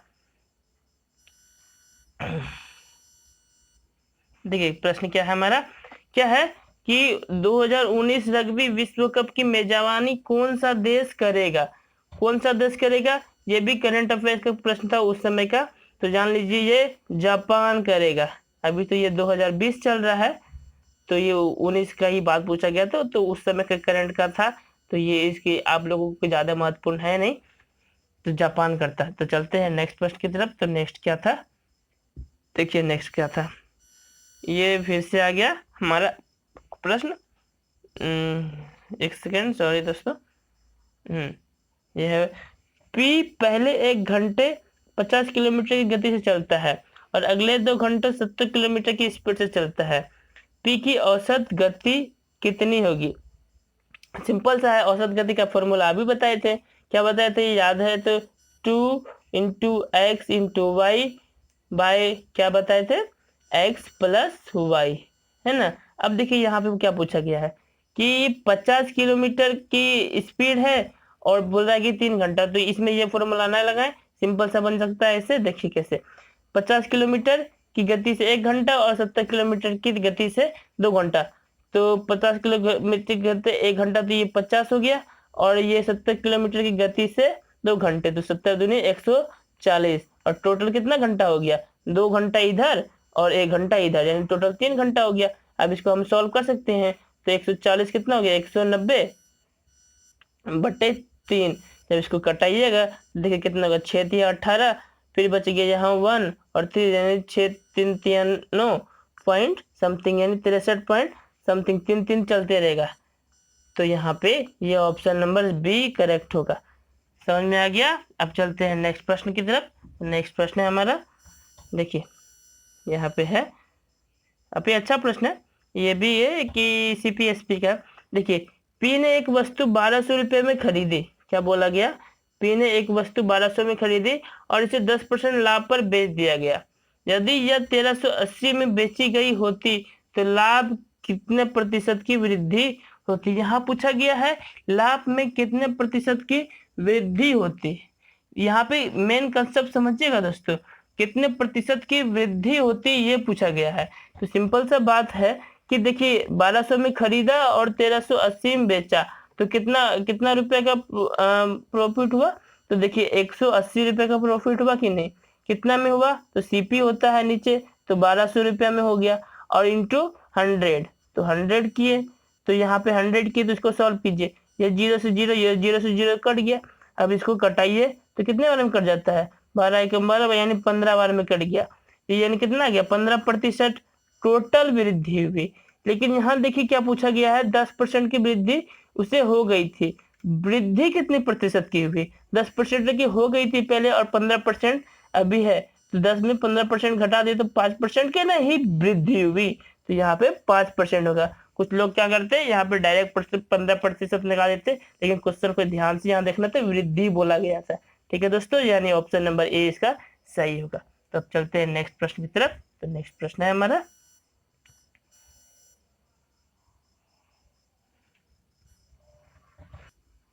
देखिए अब ये भी एक रीजनिंग का प्रश्न है। तो ये प्रश्न क्या दिया गया, देखिए बोला क्या गया, यदि क्वाइल को ये लिखा जाता है और पुलिस को ये लिखा जाता है तो प्राइस को क्या लिखा जाएगा। तो क्वाइल को अगर ये लिखा जाता है और पुलिस को ये लिखा जाता है, ध्यान से देखिए, तो क्वाइल यानी इसमें से क्या क्या वैल्यू लिया गया, सी का वैल्यू लिया गया, नंबर वैल्यू, नंबरिंग वैल्यू। सी कितने नंबर पे आता है, 3 नंबर पे आता है, तो सी 3 ले लिया है। फिर क्या बोला, देखिए ओ कितने नंबर पे आता है, 15 नंबर पे, तो ओ 15 नंबर पे लिख लिया। आई कितने नंबर पे आता है, तो 9 नंबर पे, 9 नंबर पे ले लिया। और एल कितने नंबर पे आता है, तो एल देखिए कट गया, एल कितने नंबर पे आता है, तो एल ये 12 नंबर पे आता है, तो एल 12 नंबर पे ले लिया। सेम उसी तरह देखिए यहाँ पी 16 नंबर पे आता है, ओ 15 पे आता है, L 12 पे आता है और C 9 पे आता है और E कितना 5 पे आता है। तो उस कंडीशन में इसको भी सॉल्व कर सकते हैं। P कितने में आता है, तो P 16 नंबर में आता है। R कितने में आता है, तो R कितने में आता है 18 नंबर में आता है। उसके बाद I कितने नंबर में आता है, तो I देखिए यहाँ पे 9 नंबर में आता है। उसके बाद C कितने नंबर पे आता है, 3 नंबर पे आता है और E 5 नंबर पे आता है। तो ये कोडिंग होगा। देखिए ये एकमात्र कोडिंग यही है, ऑप्शन नंबर सी ही होगा। यहाँ पे भी रेलवे ने ही सी लिया गया है। ठीक है, तो इस तरह से याद रखें। इसको याद करने का तरीका हम बताए थे सिंपल से दोस्तों। क्या बताए थे देख लीजिए, इजोटी, EJOTY याद रखिएगा। तो ई का वैल्यू कितना होता है 5, जे का 10, इसका 15, इसका 20 और इसका 25। सिंपल सा है और 5 का डिफरेंस तो आप आराम से याद रख सकते हैं। चलते हैं नेक्स्ट प्रश्न की तरफ। तो नेक्स्ट प्रश्न है हमारा, देखिए यहाँ पे बहुलक याद करने बोल रहा है। तो यहाँ पे देखिए सिंपल से 72, 74 बहुलक होता है क्या, सबसे पहले ये जान लीजिए। बहुलक क्या होता है, बहुलक की एक ही संख्या का बहुत ज्यादा बार बार यूज किया जाना, उसी को हम बहुलक बोलते हैं। यानी एक ही बारंबारता बार बार आना, उसी को बहुलक बोलते हैं। तो इस डाटा को देखिए ध्यान से और बताइए कि ऐसी कौन सी संख्या है जो बार बार आ गई। तो देखिए यहाँ पे क्या है, हम देख ले। तो यहाँ पे क्या बार बार आ रही है, देखिए 75 एक बार, 2 बार, 3 बार, 3 बार 75 आई। फिर 72 देखिए एक बार, फिर है कहीं पर 72 तो नहीं है, तो ये तो नहीं होगा। 74 एक, 74 दो, 2 बार, यानी सबसे ज्यादा बार 75 ही आई है। 75 3 बार आई है, तो सबसे ज्यादा बार बहुलक हो गया, तो 75 ही हो जाएगा। यानी ऑप्शन नंबर सी इसका सही हो जाएगा। अब आते हैं नेक्स्ट प्रश्न की तरफ। तो नेक्स्ट क्या है, देखिए यहाँ पे अच्छा प्रश्न है। क्या बोला गया है, CRISPR का अभिप्राय क्या है, इसका यानी फुल फॉर्म बताना है। तो इसका फुल फॉर्म याद रखिएगा क्या होता है। देखिए clustered regularly inspected sold palindromic repeated, इसको हिंदी में भी यहाँ लिखा गया है। देखिए clustered regularly inspected sold palindromic repeats. ठीक है, यानी ऑप्शन नंबर इसका सी सही होगा। रेलवे भी ने सी ही लिया है। अब आते हैं नेक्स्ट प्रश्न की तरफ। तो नेक्स्ट प्रश्न है, देखिए क्या बोला गया है, रामखेलिया, रामखेलिया किस राज्य का एक लोक नृत्य है, किस राज्य का, ये बिहार का लोक नृत्य है। दोस्तों ये प्रश्न आप सभी को बहुत ही मदद करेंगे कि पिछले प्रीवियस ईयर में किस तरह के प्रश्न पूछे जाते थे और अब अपनी तैयारी को किस तरह से बूस्ट कर सकते हैं। साथ ही मेरे इस चैनल पे मैं साइंस की प्रत्येक वीडियो डालता हूँ, मॉक टेस्ट, लाइव टेस्ट, इस तरह की वीडियो। तो आप वहां जाके भी विजिट कर सकते हैं हमारे चैनल को और सारे वीडियो को देख सकते हैं, जिससे कि प्रिपरेशन में करते रहूंगी। आने वाले समय में मैं मैथ का भी वीडियो डालूंगा, मैथ्स और रीजनिंग दोनों का। तो जानने के लिए आप हमारे कमेंट बॉक्स में जरूर बताएं कि सर मैं सोच रहा हूँ डालूंगा कि नहीं, आपके आपके रिस्पॉन्स के अनुसार मैं करूंगा। चलता हूँ नेक्स्ट प्रश्न। तो नेक्स्ट प्रश्न है हमारा, तो देखिए नेक्स्ट, देखिए प्रश्न कितना है, दो संख्याओं का महत्तम समवर्तक यानी एचसीएफ और लघुत्तम समवर्तक ये दिया हुआ है 7 और 252। तो यदि एक संख्या 28 है तो दूसरी संख्या ज्ञात कीजिए। तो एलसीएम और एचसीएफ दिया गया है, एक संख्या 28 है तो दूसरी संख्या याद करें। तो ये सिंपल होता है दोस्तों। देखिए 1 नंबर, दूसरा अदर नंबर। तो अदर नंबर बराबर क्या होता है, एचसीएफ गुना एलसीएम। तो दोनों में से अगर कोई एक भी दिया हुआ है तो निकालने के लिए, अदर नंबर निकालने के लिए क्या करते हैं, एचसीएफ गुना एलसीएम, ये हम फॉर्मूला बता रहा हूँ, और यहाँ पे अदर नंबर डाल देते हैं। ठीक है, तो यहाँ पर से आप सिंपल से क्या कीजिए, अब मैं टॉपिक बता दिया, अब यहाँ पे ध्यान दीजिए। दो संख्या ये है और एक संख्या ये है, तो सिंपल से क्या करेंगे, 7 गुना 252 कर लेंगे और बाद में क्या करेंगे 28 से भाग दे देंगे। जब इसको कटाएंगे तो कि 7 चौक 28, इसको कटाइए, 6 चौक 24, बचा कितना 1 और 2, 4 तिया 12, यानी 63 अदर नंबर होगा। 63 कौन सा नंबर है, बी नंबर पे, तो यहाँ भी बी करेक्ट होगा। सिंपल सा याद रखिएगा, इसको गुना कर देंगे और 1 से भाग दे देंगे। नेक्स्ट चलते हैं नेक्स्ट प्रश्न की तरफ। देखिए यहाँ पे प्रश्न क्या है, ध्यान से देखिए। निम्नलिखित में क्या बोला गया है, निम्नलिखित में से किस उपग्रह को फरवरी 2015, ये भी करंट का ही प्रश्न है, में से हम अत्यधिक उत्सर्जन की निगरानी करने के लिए स्पेस एक्सरे द्वारा प्रक्षेपित किया गया है, जो कि पावर ग्रिड संचार प्रणाली एवं पृथ्वी की नजदीक उपयोगी। करंट का प्रश्न है, जान लीजिए। वैसे मैं बता देता हूँ, यहाँ पे थोड़ा सा डिस्टर्ब हो गया दोस्तों, क्योंकि हमारे ऑपरेटर ने कुछ कर दिया शायद पीडीएफ बनाने में। तो यहाँ पे जान लीजिए ये करंट का प्रश्न है, ये बहुत कोई जरूरी है नहीं जानना, फिर भी जान लीजिए ये ऑप्शन नंबर बी होता। क्या होता? डिस्कवर। ठीक है, तो चलते हैं नेक्स्ट प्रश्न की तरफ। तो नेक्स्ट प्रश्न क्या है हमारा, देखिए जो इम्पोर्टेंट प्रश्न है वो मैं बता रहा हूँ आप सभी को, ध्यान से आप सभी पढ़ते रहे, विद कंसेप्ट में बता रहा हूँ, आप लोग ध्यान से देखते ही रहे, समझते भी रहे। चलते हैं नेक्स्ट। तो यहाँ क्या गया है, देखिए यहाँ पे क्या है, कथन और निष्कर्ष पूछा गया है। अब ध्यान से समझिए कथन और निष्कर्ष में क्या होगा। तो यहाँ पे देखिए क्या है, रंजीत ने अपने सहयोगियों के सामने अपने पर्यवेक्षक द्वारा अपमानित किया गया, पर्यवेक्षक द्वारा अपमानित किया गया। यहाँ पे से निष्कर्ष क्या किया गया, देखिए क्या पर्यवेक्षक रंजीत को पसंद नहीं करता था, ये बात सही है या गलत, आपको बताना है। यदि बोला गया कि वो सहयोगियों के सामने क्या अपमानित किया गया है ना, ऑप्शन नंबर। तो यहाँ पे देखिए ये जरूरी नहीं है कि पसंद नहीं करता था इसलिए उसे अपमानित किया गया, कोई और भी रीजन हो सकता है जिसके के कारण वो अपमानित किया जा सकता है। तो ये कोई परफेक्ट रीजन नहीं है, इसलिए ये गलत है। नेक्स्ट क्या बोला, देखिए रंजीत अपने सहयोगियों के बीच लोकप्रिय है, या कैसे कह सकते हैं कि उसे अपमानित किया गया तो वह लोकप्रिय है, यह भी गलत है। तो यहाँ पे क्या होगा, ना तो एक और ना ही दो तर्क संगत सही, यानी ऑप्शन नंबर डी इसका सही होगा। अब आते हैं नेक्स्ट प्रश्न की तरफ। तो नेक्स्ट प्रश्न है हमारा, देखिए ये प्रश्न है, थोड़ा सा इसको मैं छोटा कर देता हूं जिससे कि आपको समझ में आ जाए ये, ठीक है, अब आपको अच्छे से समझ में आ जाएगा। देखिए प्रश्न क्या है, ये डायग्राम बेसिस पे है। क्या बोला, ये ट्रायंगल है, त्रिकोण है, वो चाय पीने वाले को दर्शाता है, और ये सर्कल है ये कॉफी को दर्शाता है, और जो ये वृत्त स्क्वायर बना हुआ है ये रस पीने वाले को दर्शाता है। तो इसमें से क्वेश्चन के अनुसार आप देखिए, यहाँ पूछ क्या रहा है, कितने लोग कॉफी पीते हैं, कॉफी पीते हैं, तो कॉफी कितने लोग पीते हैं, तो यानी जो भी वृत्त में होगा वो कॉफी पियेंगे। तो देखिए जो वृत्त में कौन कौन है, यानी 38, 43, 45, 23 और ये 15, ये सभी लोग किस में है, वृत्त में है। तो ये कॉफी, यहाँ पे पूछता केवल कॉफी, तब आप इसमें से कुछ को छोड़ सकते थे। यहाँ पूछा गया कॉफी पीते हैं, तो यहाँ पे क्या करेंगे, हम सभी को ले लेंगे और सभी को जोड़ देंगे, तो ये 164 आ जाएगा, यानी 164 लोग कॉफी पीना पसंद करते हैं। तो यहाँ ऑप्शन नंबर बी है, और यहाँ भी बी ही सही है। चलते हैं नेक्स्ट प्रश्न की तरफ। नेक्स्ट प्रश्न है, देखिए अब नेक्स्ट प्रश्न क्या है, उसी पे बेसिस पे है नेक्स्ट प्रश्न।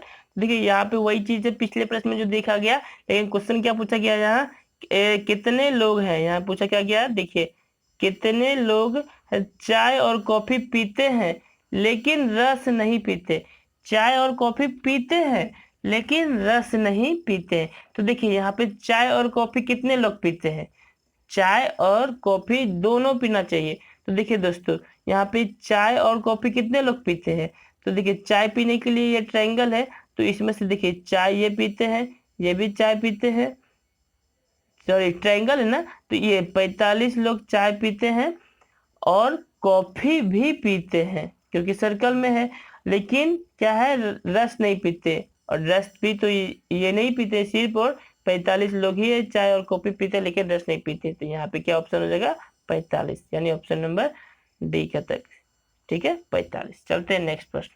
तो नेक्स्ट प्रश्न है हमारा, फिर से इसी बेसिस पे प्रश्न है। देखिए यहाँ पे ध्यान से समझिए क्या किया गया है, नीचे दिए गए आकृति का अध्ययन करें और उस पर आधारित सवालों के जवाब दे। तो इसी में कितने लोग रस और चाय पीते हैं लेकिन कॉफी नहीं। अब बोला गया रस और चाय पीते हैं, रस तो ये पीता है, और चाय तो इसमें पीता है, रस और चाय पीते हैं लेकिन कॉफी नहीं। देखिए तो कितने लोग हैं, रस और चाय पीते हैं, देखिए रस और चाय पीते हैं लेकिन कॉफी नहीं, यही है ना, यही डायग्राम है जिसमें रस और चाय पीते हैं लेकिन कॉफी नहीं, यानी कैसे है इसमें 36 लोग, यानी ऑप्शन नंबर क्या हो जाएगा आपका बी करेक्ट हो जाएगा। 36 लोग ऐसे हैं इस डायग्राम के अनुसार जो चाय पीते हैं लेकिन सॉरी चाय और रस पीते हैं लेकिन कॉफी नहीं। चलते हैं नेक्स्ट प्रश्न की तरफ। तो नेक्स्ट प्रश्न है क्या बोला गया, देखिए यहाँ बोला कि यदि एक सर्किट का प्रतिरोध दुगना कर दिया जाए, क्या बोला गया यहाँ एक सर्किट का प्रतिरोध दुगना कर दिया जाए तो वोल्टेज को समान रखने के लिए सर्किट में प्रवाहित विद्युत धारा क्या होगी, क्या होगी, ये आधी घट जाएगी। क्या होगी, आधी घट जाएगी। यदि सर्किट में प्रतिरोध दुगना कर दिया जाए और वोल्टेज को समान रखेंगे तो क्या होगा, उसका प्रवाहित विद्युत धारा आधी घट जाएगी। क्या कि रेजिस्टेंस बढ़ेगा यानी प्रतिरोध बढ़ेगा लेकिन वोल्टेज नहीं बढ़ेगा, तो ऑब्वियस सा बात है कि आधी हो जाएगी। ऑप्शन नंबर बी सही होगा। चलते हैं नेक्स्ट प्रश्न। देखिए ये 61वां प्रश्न है हमारा। तो प्रश्न क्या है, ध्यान से देखिए। निम्नलिखित अव्यवस्थित वाक्यों में से एक सार्थक वाक्य बनाए, उसे व्यवस्थित करें। ये इंग्लिश का प्रश्न है, ये इस बेसिस पे अब ये प्रश्न आता नहीं है, लेकिन फिर भी हम इसको सीख लेंगे कैसे सॉल्व करते हैं। देखिए तो यहाँ बाय ऑप्शन से चलेंगे हम। तो हमने आपसे क्या सिखाया था, या तो पहले क्या चलेंगे डी या फिर ए। तो हम डी से चलेंगे। देखिए क्या है, क्यू द से तो स्टार्ट नहीं हो सकता, the growth in human population, इसलिए तो ये सही नहीं होगा। तो यदि फिर नेक्स्ट चल सकते हैं हम किससे, अब चलते हम देखिए ए से। यदि हम ए से चलते हैं तो क्या होता है हमारा, ए का क्या ऑप्शन है, पहले एस लिया गया, S around the world has affected, फिर आर है affected the company economy and environment, ये भी नहीं हो सकता। तो अब हम चल देंगे फिर नेक्स्ट। तो नेक्स्ट यहाँ पे फिर बी में आ जाएंगे। तो यहाँ पे ऑप्शन नंबर क्या हो जाएगा आपका बी करेक्ट होगा, क्योंकि इसी से एक पीसफुल मीनिंग मिल रहा है। चलते हैं नेक्स्ट प्रश्न की तरफ। वैसे ये प्रश्न आता नहीं है तो ये नॉट नेसेसरी है, लेकिन पूछा गया अब ये नहीं है तो ये जरूरी नहीं है, ठीक है, एनटीपीसी के लिए। चलते हैं नेक्स्ट।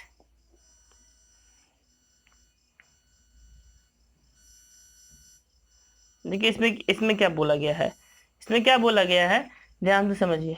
बोला क्या गया है, चिन्हों को उपयोग करके समुच्चय को पूरा चयन करें, यानी इसको इसमें से कौन सा साइन लगा के ये हमारा इक्वेशन सही बैठेगा। हमने क्या बताया था, या पहले डी से स्टार्ट करें फिर ए से। तो हम डी का वैल्यू पुट करते हैं। तो यहाँ देखिए यहाँ पे क्या लगाएंगे, गुना लगाते हैं, फिर क्या है यहाँ पे प्लस है, उसके बाद यहाँ पे क्या है माइनस है। तो सॉल्व कीजिए, तो इसको गुना किए 25 पंचे कितना हो जाता है 125 और प्लस 7, 125 में प्लस 7 करते हैं तो कितना हो जाता है 25 5 30 और 2 32, यानी 132 और 132 17 है ना, सॉरी यहाँ 17 है, 100 यहाँ पे 32 तो यहाँ पे ना 142 और उसके बाद उसमें 9 माइनस कीजिएगा तो 133, यानी यही ऑप्शन नंबर डी ही करेक्ट होगा। अगर ये नहीं होता तो हम किसको लेते, ए को लेते, ठीक है। चलते हैं नेक्स्ट प्रश्न की तरफ। नेक्स्ट प्रश्न है, देखिए यहाँ पे थोड़ा सा जूम कर देते हैं जो सही से दिखे आप लोगों को। देखिए प्रश्न है हमारा, एक 2 अंक की संख्या के अंकों का योग 13 है। 2 अंक की संख्या का योग 13 है। यदि उन अंकों को आपस में बदल दिया जाए तो संख्या 27 से घटती है। बदली हुई संख्या ज्ञात करें। ठीक उसी तरह हमने क्या बताया था कि इस तरह के प्रश्न को हम ऑप्शन से लेंगे।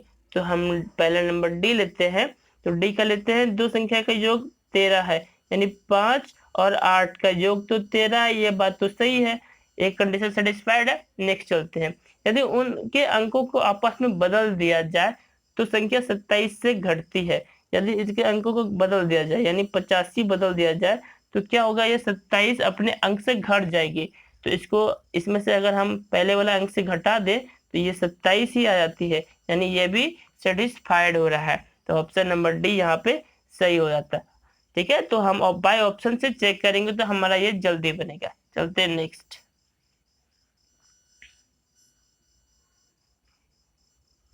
देखिए प्रश्न क्या है हमारा, क्या बोला गया, विजय शर्मिला से कैसे संबंधित है यदि वह उन्हें अपनी माँ की इकलौती पोती की बेटी के रूप में परिचय कराता है। तो इस तरह से हम क्या बताए थे कि खुद के बेसिस पे लेंगे तो जल्दी प्रश्न मिलेगा। तो यहाँ क्या बोला गया, विजय शर्मिला से कैसे संबंधित है, यहाँ पूछा गया विजय शर्मिला से कैसे संबंधित है।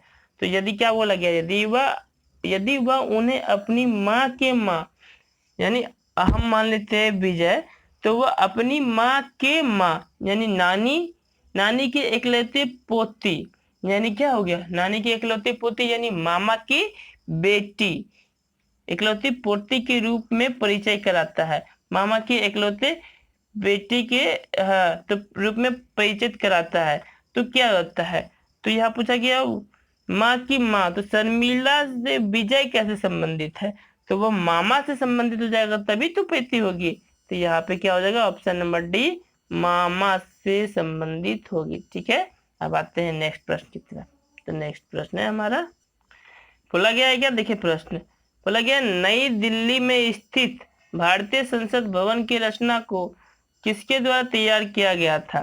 तो याद रखिएगा, सर एडविन लुटियंस और सर हर्बर्ट बेकर के द्वारा तैयार करवाया गया था।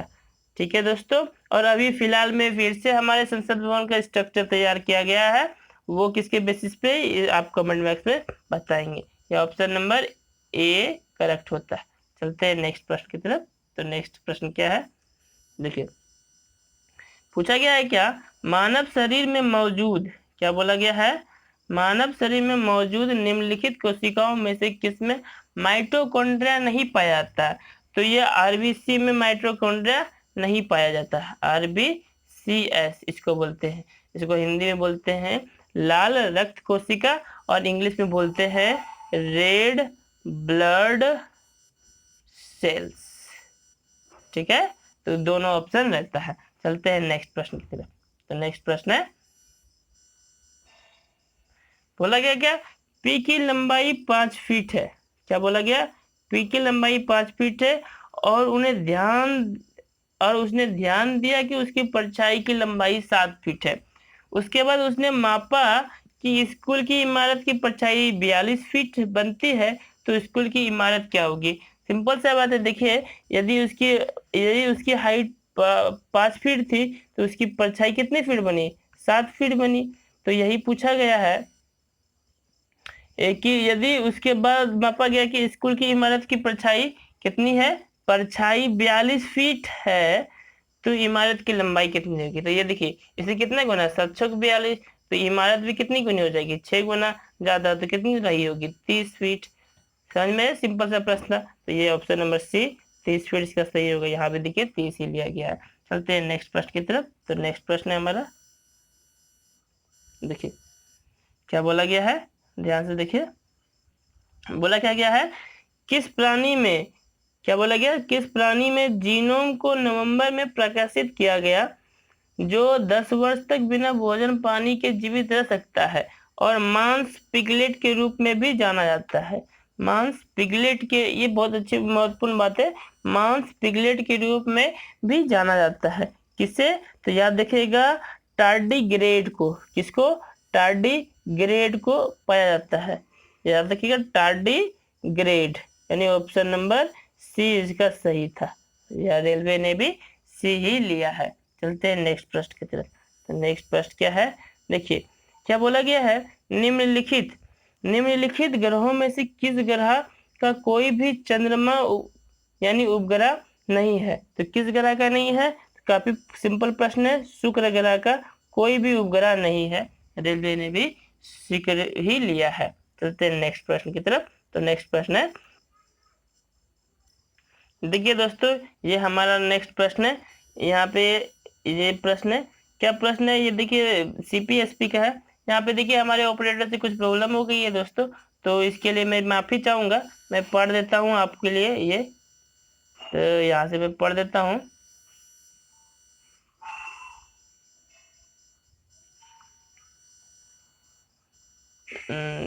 चलिए मैं पढ़ देता हूँ जिससे आपको कभी प्रॉब्लम ना हो। तो देखिए यहाँ पे क्या प्रश्न है, क्या बोला गया, एक दुकानदार ने एक वस्तु का अंकित मूल्य 160 रुपए रख दिया, यदि 10% की छूट को देने के बाद भी उसे क्रय मूल्य पर 20% का लाभ मिलता है, तो क्रय मूल्य क्या है, ये आपको बताना है। प्रश्न काफी अच्छा है दोस्तों, इसका आंसर आप सभी को देखिए कैसे बनेगा सॉल्व, इजी मेथड से मैं बताऊंगा, देखिए कैसे बनता है। तो देखिए आराम से बनेगा। तो ये 20% का 10% की छूट देने के बाद भी, तो अंकित मूल्य 10% की छूट, तो 10% को हम क्या लिख सकते हैं, 10 से 9 लिख सकते हैं ना। तो 10 से 9 यानी अगर ये 10 रुपए में कोई वस्तु को बेचता, मार्क प्राइस रहता तो 9 रुपए पे बेचता, लेकिन यहाँ पे कितना बोला गया है, 10 रुपए नहीं है, ये 160 रुपया पे बेचा है, यानी कितना गुना ज्यादा, इसे 16 गुना ज्यादा। तो यहाँ से भी कितना 16 गुना ज्यादा ही मूल्य लिया होगा। तो 16 गुना ज्यादा ही मूल्य लेगा, तो यहाँ से इसको करेंगे तो 16 यानी 144 रुपया में ये क्या किया होगा, इसका प्राइस होगा। लेकिन यहाँ पूछा गया कि 144 रुपये में भी ये 20% का लाभ कमा लेता है, तो वो खरीदा कितने में होगा। तो 144 रुपये में भी 20% का लाभ कमा लेता है, तो 20% को हम 1/5 लिख सकते हैं कि नहीं। हाँ, और यदि 5 रुपये में 1 रुपया लाभ कमा लेता है, तो ये कितना 5/6 हो जाएगा। लेकिन यहाँ पे क्या बोला गया है कि 20% का वो लाभ कमा लेता है, तो यहाँ पे इस हिसाब से ये हमारा सीपी हो जाएगा, ये प्रॉफिट हो जाएगा इसका। तो यहाँ पे कितना, ये 144 रुपया में लिया था, तो यहाँ पे कितना गुना ज्यादा हो गया, देखिए तो ये 24 गुना ज्यादा हो गया। तो उसी तरह ये भी 24 गुना ज्यादा हुआ होगा, ये 24 गुना ज्यादा कितना हो जाएगा, 120 हो जाएगा। यानी ये क्या बताया गया कि ये 120 रुपये में कोई वस्तु को खरीदा होगा, तभी तो ये जाके 144 रुपया में 20% का प्रॉफिट कमाया होगा। और यदि बोल रहा है कि इसमें 10% और प्रॉफिट छूट दिया, तो ये कितना में प्रिंट किया होगा, तो 160 रुपये प्रिंट किया होता है। समझ में आया। चलते हैं नेक्स्ट प्रश्न की तरफ। तो नेक्स्ट प्रश्न है हमारा क्या, देखिए ध्यान से, भारत के प्रधानमंत्री के पद हेतु नामित किए जाने के लिए एक व्यक्ति की न्यूनतम आयु कितनी होनी चाहिए।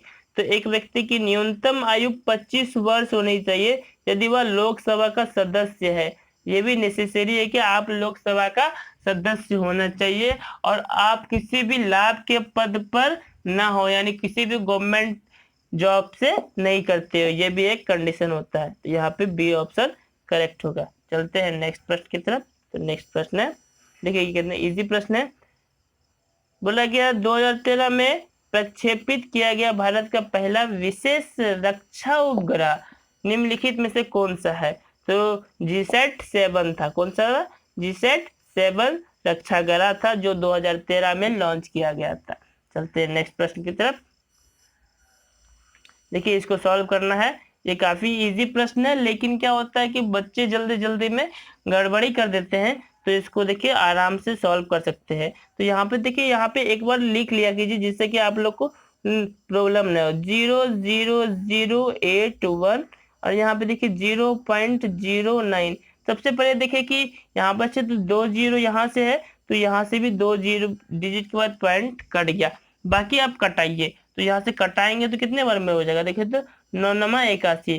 कितने डिजिट के बाद पॉइंट लगाना, देखिए 1 2 3, सिंपल सा 1 2 3, यानी 3 डिजिट के बाद पॉइंट लगना चाहिए। तो 1 2 1 9 है 3, तो ये हमारा आंसर होगा 0.009। ये ऑप्शन नंबर बी होगा। सिंपल सा है, लेकिन बच्चे क्या करते हैं, जल्दी जल्दी में हड़बड़ी करा के 0.9 लगा देंगे, ये लगा देंगे, ये लगा देंगे, लेकिन ये सभी गलत होता है। तो ये मेथड सॉल्व कीजिए, अब इजी से बना लीजिएगा।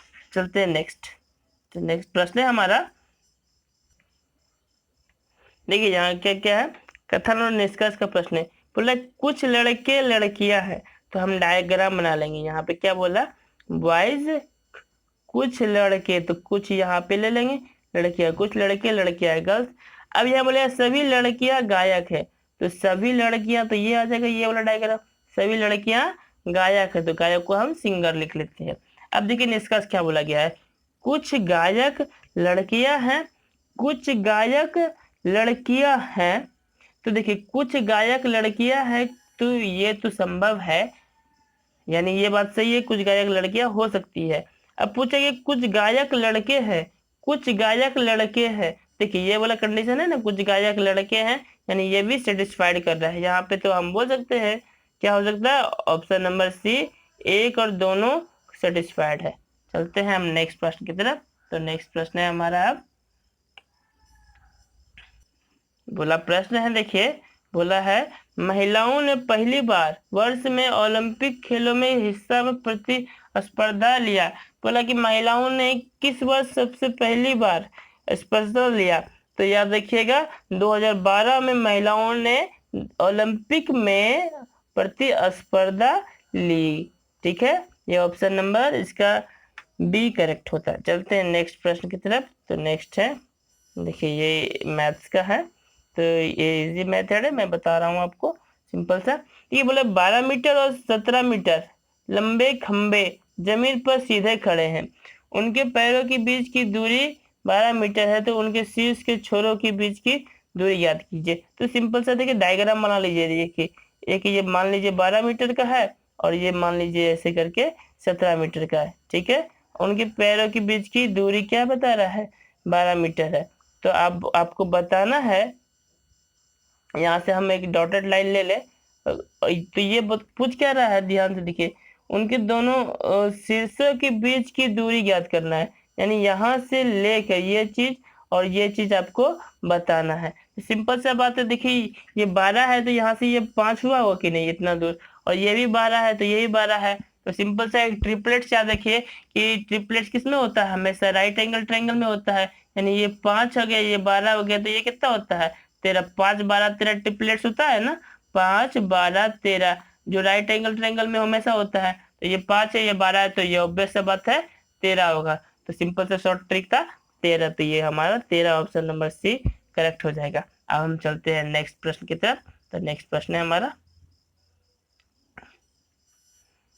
देखिए क्या है, बोला क्या, देखिए यहाँ से ध्यान से समझिए, यहाँ पे बोला क्या गया है, बाह्य अंतरिक्ष में यात्रा करने वाला सर्वप्रथम मानव कौन था। बाह्य अंतरिक्ष में सर्वप्रथम यात्रा करने वाला प्रथम मानव कौन था, तो ये कौन थे, यूरी गागरिन थे, यानी ऑप्शन नंबर बी करेक्ट होगा।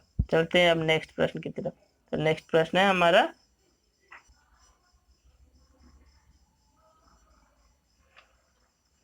देखिए प्रश्न क्या है हमारा, भारतीय बाघों की घटती आबादी के संरक्षण के लिए शुरू की गई भारत की सर्वाधिक प्रसिद्ध वन्यजीव संरक्षण परियोजना प्रोजेक्ट टाइगर कौन से साल शुरू किया गया था।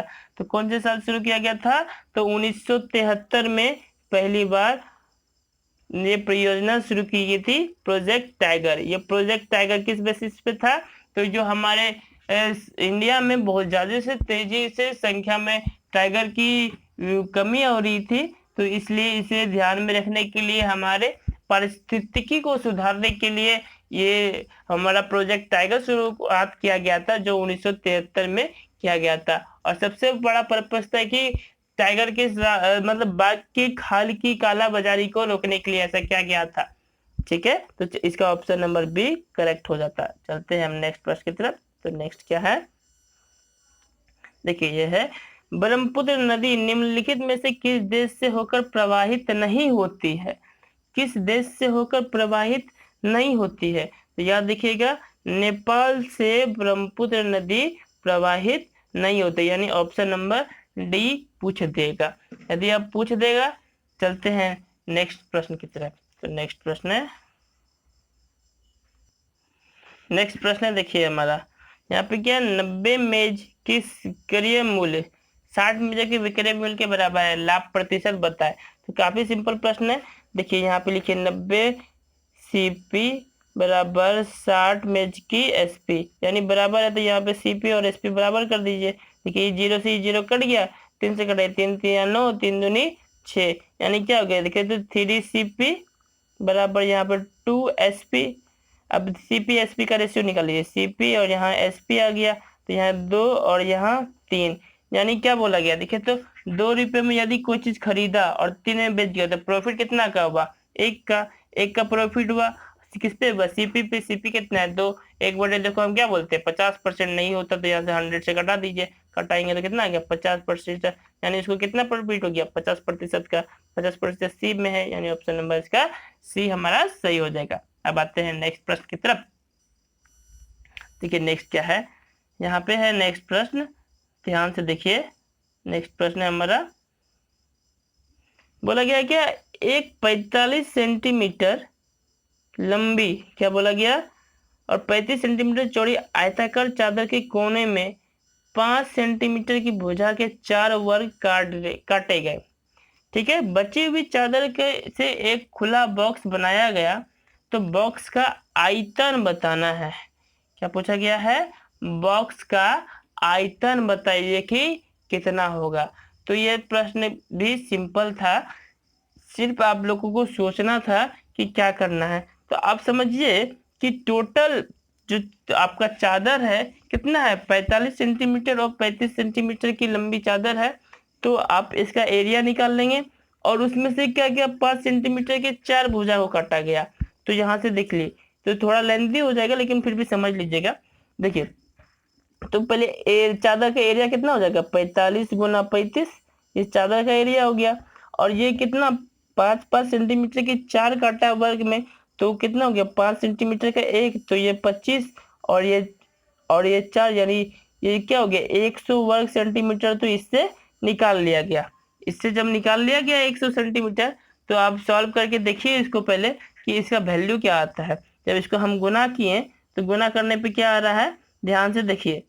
जब इसको हम गुना किए तो क्या आया, देखिए। तो एक सेकेंड में 1375 आया। अब देखिए, इसको 45 को 35 से यदि गुना करते हैं तो कितना आ जाता है, 45 को 35 से गुना करते हैं तो लगभग 1475 आ गया। और इसको हम अगर 100 से माइनस किए, 100 से क्यों माइनस किए, क्योंकि ये 5-5 से 25-25 सेंटीमीटर का इतना आया, तो ये कितना आ गया, देखिए तो 1375 आ गया। यहाँ से पूछा क्या गया है, ध्यान से देखिए, ये पूछा क्या गया है कि अब इसमें बॉक्स का आयतन बताना है। तो आयतन के लिए क्या होता है formula, 2 × LB plus BH plus HL। तो इस फॉर्मूला पे पुट कर दीजिएगा तो वैल्यू आ जाएगा, कितना आ जाएगा आपका, 4375 आ जाएगा। तो ये ऑप्शन डी इसका सही होता है। अब चलते हैं नेक्स्ट प्रश्न की तरफ। तो नेक्स्ट प्रश्न है, देखिए ध्यान से, ये प्रश्न हमारा काफी इजी प्रश्न है। आर्ट के प्रथम, क्या बोला गया है, देखिए ध्यान से, आर्ट के प्रथम आठ के प्रथम 20 गुणकों का औसत ज्ञात करें। 8 के प्रथम 20 गुणकों का औसत, गुणकों का औसत याद करना है।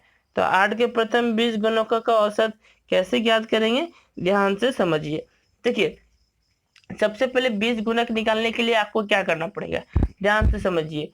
तो ये देखिए, पहले तो इसे हम जानते हैं कि पहला नंबर 8 होगा, फिर 16 होगा, फिर 24 होगा, और ये इस तरह से जाते जाते कहाँ तक जाएगा, 20 संख्या तक। तो हमको तो पता नहीं है, तो सबसे पहले हमको लास्ट संख्या निकालनी होगी। तो देखिए, एन तो हमको पता चल गया कितना है, 20। तो लास्ट निकालने के लिए क्या करना पड़ेगा, तो हम सीधा सा फॉर्मूला जानते हैं, 1 + A प्लस, अगर हमको निकालना है कितना, मान लीजिए कि तो 20वां पद निकालना है, तो 20वां पद के लिए क्या होगा, A + 19D। अगर D तो आप जान रहे सेम ही होगा, A कितना, 8 + 19 19 गुना D 8, ठीक है। तो देखिए 8 + 19 गुना 8 कितना हो जाएगा बताइए। तो देखिए ये कितना हो जाएगा, टोटल जोड़िएगा तो हो जाएगा 160 आ जाएगा। तो ये जो 20वां पद होगा तो वो कितना हो जाएगा, 160 हो जाएगा 20वां पद। अब जान लीजिए, तो अब हम क्या करेंगे, अब हमको क्या करना है कि योग निकालना है सबका। क्या कि औसत क्या होता है, पूरी संख्याओं का योग और पूरी संख्या का नंबर। तो हम अब देखिए, पूरी संख्याओं का योग, तो यहाँ पर से अब आपको कितना निकला था, यहाँ पे 160 निकला था ना। तो हमारा क्या निकला था, नंबर 160 निकला था। तो यहाँ पे 160 लिख लेते हैं। बाकी स्क्रीनशॉट आप लोगों ने ले ही लिया होगा, तो याद रखिएगा, नहीं लिए तो आप थोड़ा सा पीछे जाके ले सकते सॉरी। देखिए, तो अब यहाँ से फॉर्मूला वो वाला लगा देंगे, सभी संख्याओं का योग वाला। तो सभी संख्याओं का योग कितना होगा, तो देखिए सिंपल सा है, ध्यान से समझिए। सॉरी, ये 160, हाँ देखिए, अब देखिए फॉर्मूला क्या होता है, एसन वाला। तो n/2 वाला याद है, n/2 2 में पढ़े थे, n-1 इंटू डी, ये वाला फॉर्मूला लगाइए। तो ये कितना था, n 20 था, 20 में 2 गया, सीधा हम 10 लिख दिए। 2a, a कितना था, 8 था, तो यहाँ पे 8 दूनी 16, n-1 ये कितना था, 19, 19 गुना 8, क्योंकि डी का वैल्यू 8 है। तो 19 गुना 8, 19 सट्टा कितना होता है, 71 से, नहीं 52 से, तो यहाँ 152। तो अब इसको हम जोड़े तो कितना हो गया, 10 गुना 168 हो जाता है। यहाँ पे कितना हो जाएगा? 168। अब देखिए, अब टोटल संख्या कितनी थी, तो ये तो सम आ गया इसका। टोटल संख्या कितना थी? टोटल संख्या हमारा 8 थी। नहीं सॉरी, ये टोटल संख्या 20 है ना, तो यहाँ से 20 से इसको कटा देंगे। जब इसको कटाए, देखिए यहाँ से कितने कट गया? 2 बार में, और 2 बार इसको कटाए तो ये आंसर कितना जाता है आपका? देखिए 84 आ जाता है जब इसको कटाए तो यहाँ से ऑप्शन नंबर सी हमारा सही होता है। चलते हैं हम अब नेक्स्ट प्रश्न की तरफ। तो नेक्स्ट प्रश्न है हमारा, देखिए ये प्रश्न क्या है, ये अच्छा प्रश्न है।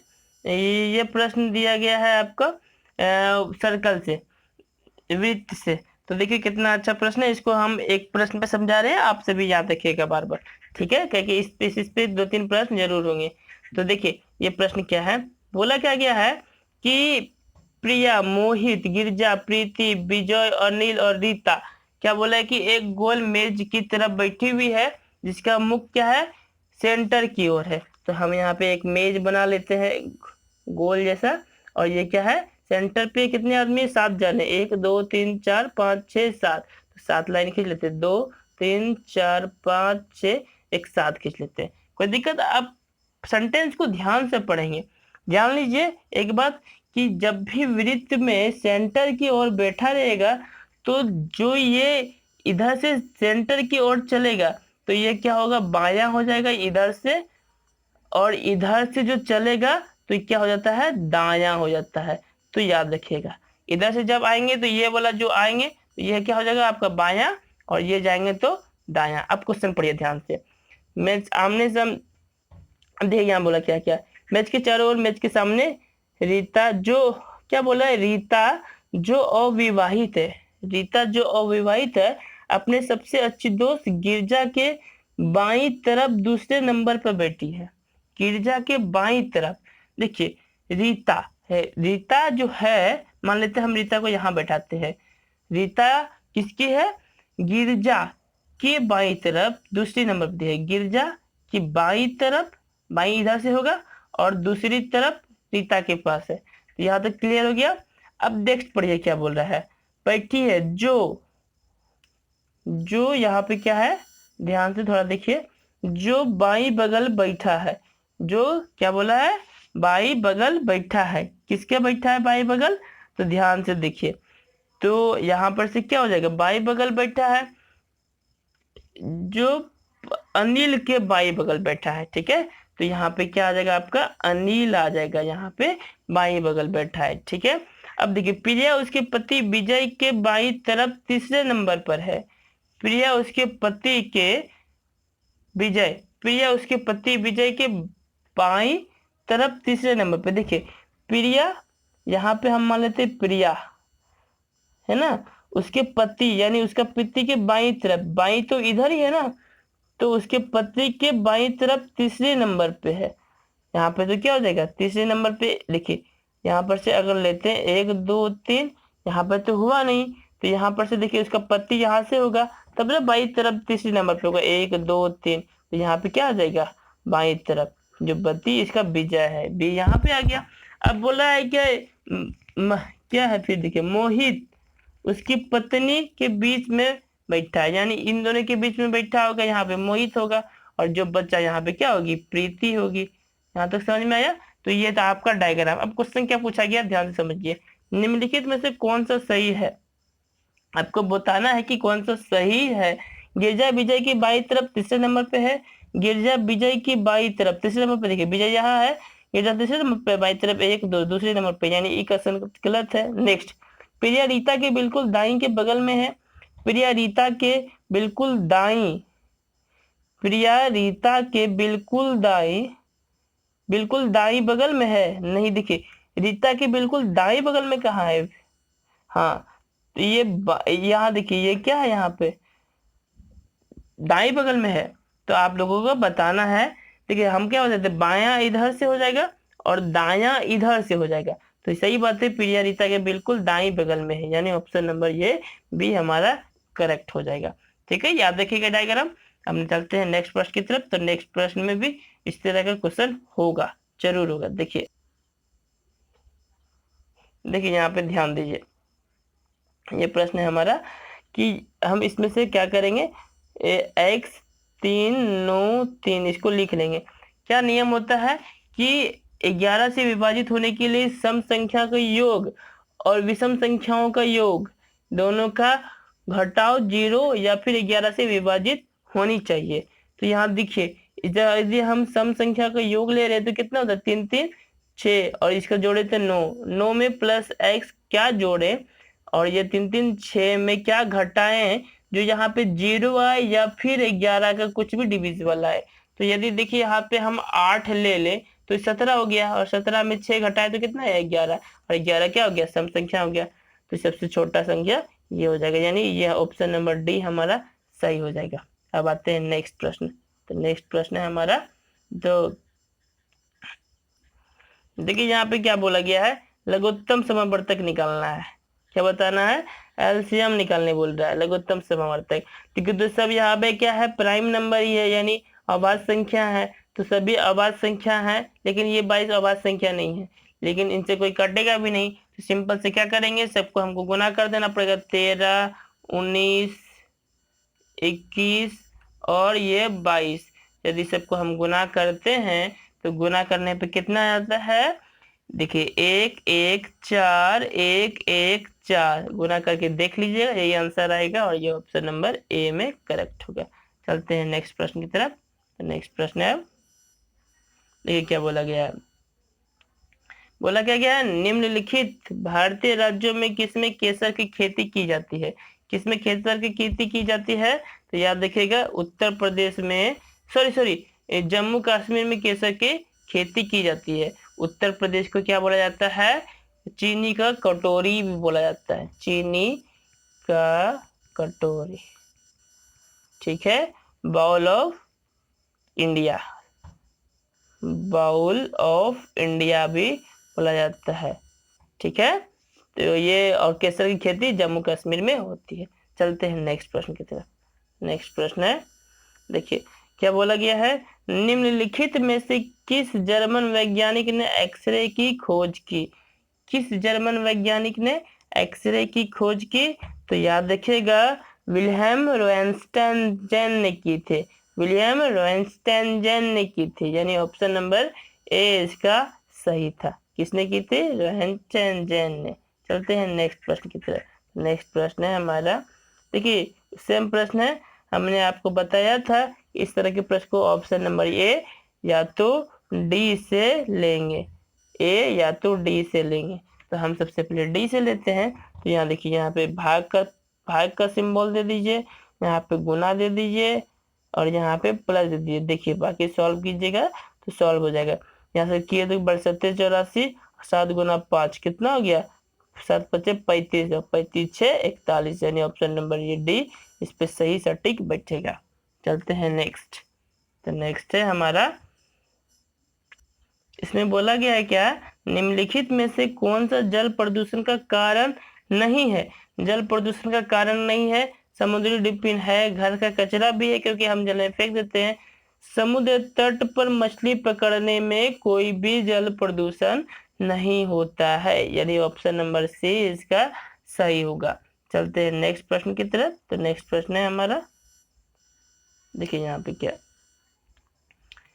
बोल रहा है, इस यमनी पत्रकार और राजनेता को मानव अधिकारियों के क्षेत्र में उनके योगदान के लिए 2011 में नोबेल शांति पुरस्कार को सम्मानित किया गया, वह कौन है, वह कौन थे, तो याद रखिएगा तवाक्कुल करमान थे। कौन थे, तवाक्कुल करमान, यानी ऑप्शन नंबर ए इसका, सॉरी बी इसका सही होता। चलते हैं नेक्स्ट प्रश्न।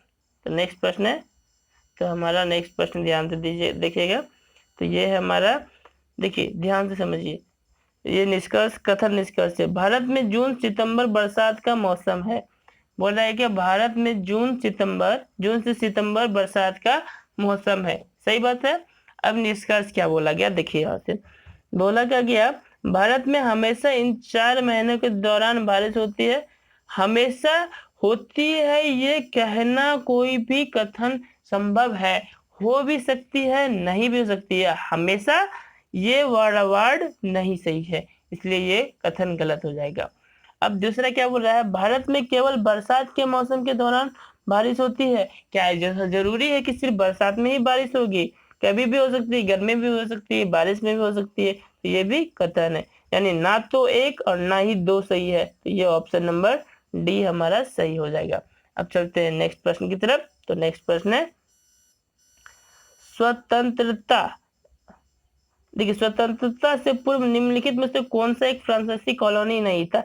ये भी देखिए क्वेश्चन क्या गया, रेलवे ने गलत कर दिया है, इग्नोर कर दिया गया है। ठीक है, तो इसको छोड़ देंगे। देखिए यहाँ पे लिखा गया for this question discrepancy is found, so next question, so the question is ignored by the candidate. ठीक है, सब कैंडिडेट के लिए इसी में से नॉर्मलाइजेशन मार्क्स किया जाता है। चलते हैं नेक्स्ट प्रश्न की तरफ। तो नेक्स्ट प्रश्न है, बोला गया है क्या, ध्यान से देखिए, पशुओं की प्रजातियां, क्या बोला गया है, पशुओं की प्रजातियां ज्यादातर के कारण लुप्त प्राय हो रही है। क्यों ज्यादातर लुप्त प्राय हो रही है? तो वो ज्यादा देखिएगा आवास विखंडन के कारण हो रही है, क्योंकि वह अपने आवास को सही से नहीं रह पाते। जैसे बहुत से पक्षी क्या होते हैं, माइग्रेटर होते हैं, यानी प्रवासी होती है। वो जब मान लीजिए जो वहां रहती है, मान लीजिए वो अंटार्कटिका में रहती है, तो वहां जब ठंड पड़ती है तो वो ठंड में अडॉप्ट पड़ जाती है। अब मान लीजिए वहां ठंड का मौसम खत्म हो गया, तो वहां से वह परिवास होती है। तो वो जो वहां पे आवास नहीं कर पाने के कारण जो वो मीलों मूल चल कर जाती है, तो उसी में क्या होते हैं कि हजार हजार की संख्या में बहुत सारे पक्षी मर जाते हैं। उसी को हम आकाश विखंडन बोलते हैं। इसी कारण क्या हो रहा है, बहुत ज्यादा प्रजाति लुप्त प्राय हो रही है। ठीक है, यानी ऑप्शन नंबर इसका एक करेक्ट था। ठीक है, अब चलते हैं 99वां क्वेश्चन। हमारा 99वां क्वेश्चन क्या है, देखिए देखिए यहाँ पे क्या है, बोला क्या गया है, ध्यान से देखिए। तो यहाँ पे है 3.26 को गुना करेंगे। ये सबसे पहले यहाँ सिंपल से गुना है, या तो गुना आराम से कर सकते हैं आप सभी। तो यहाँ पे ऐसे देखिए 3.26 लिख लेंगे, उसके बाद 7.2 लिख लेंगे। और हम जानते हैं कि कितने डिजिट के बाद पॉइंट पड़ेगा, ये बात है। देखिए 2 यहाँ 1 यहाँ, यानी 3 डिजिट के बाद पॉइंट पड़ेगा। 3 डिजिट के बाद पॉइंट पड़ेगा, तो यहाँ पे सिंपल सा आंसर आ जाएगा 223.472। आंसर चेक कर लीजिएगा करके। अब आते हैं हम लास्ट प्रश्न, और यह 100वां प्रश्न है। देखिए हमारा 100वां प्रश्न क्या था, यहाँ क्या बोलता है, मूल तत्वों की आवर्त सारणी बनाने वाला पहले वैज्ञानिक कौन थे? मूल तत्व पहले, सबसे पहले वैज्ञानिक कौन थे? तो सबसे पहले वैज्ञानिक कौन थे मूल तत्वों के आवर्त सारणी? तो याद रखिएगा मेंडलीव थे। कौन थे? मेंडलीव थे। ठीक है, और यदि दोस्तों ये वीडियो अच्छी लगी तो लाइक जरूर करें, और यदि इसी तरह की और वीडियो पाने के लिए चैनल को सब्सक्राइब जरूर करें। मैं पर डे एक वीडियो डालता हूं जो कि प्रीवियस ईयर पेपर पे होते रहता है। अभी मैं एनटीपीसी की सीरीज चला रहा हूं, कुछ दिनों के बाद मैं ग्रुप डी की भी चलाऊंगा। तो यदि आप हमारे चैनल से लाभ लेना चाहते हैं तो हमारे चैनल को सब्सक्राइब करें, साथ ही बेल नोटिफिकेशन बटन को भी जरूर दबाएं, जिससे कि हर पल की वीडियो नोटिफिकेशन आपको मिलती रहे। मिलते हैं इसी तरह के नेक्स्ट वीडियो में। धन्यवाद।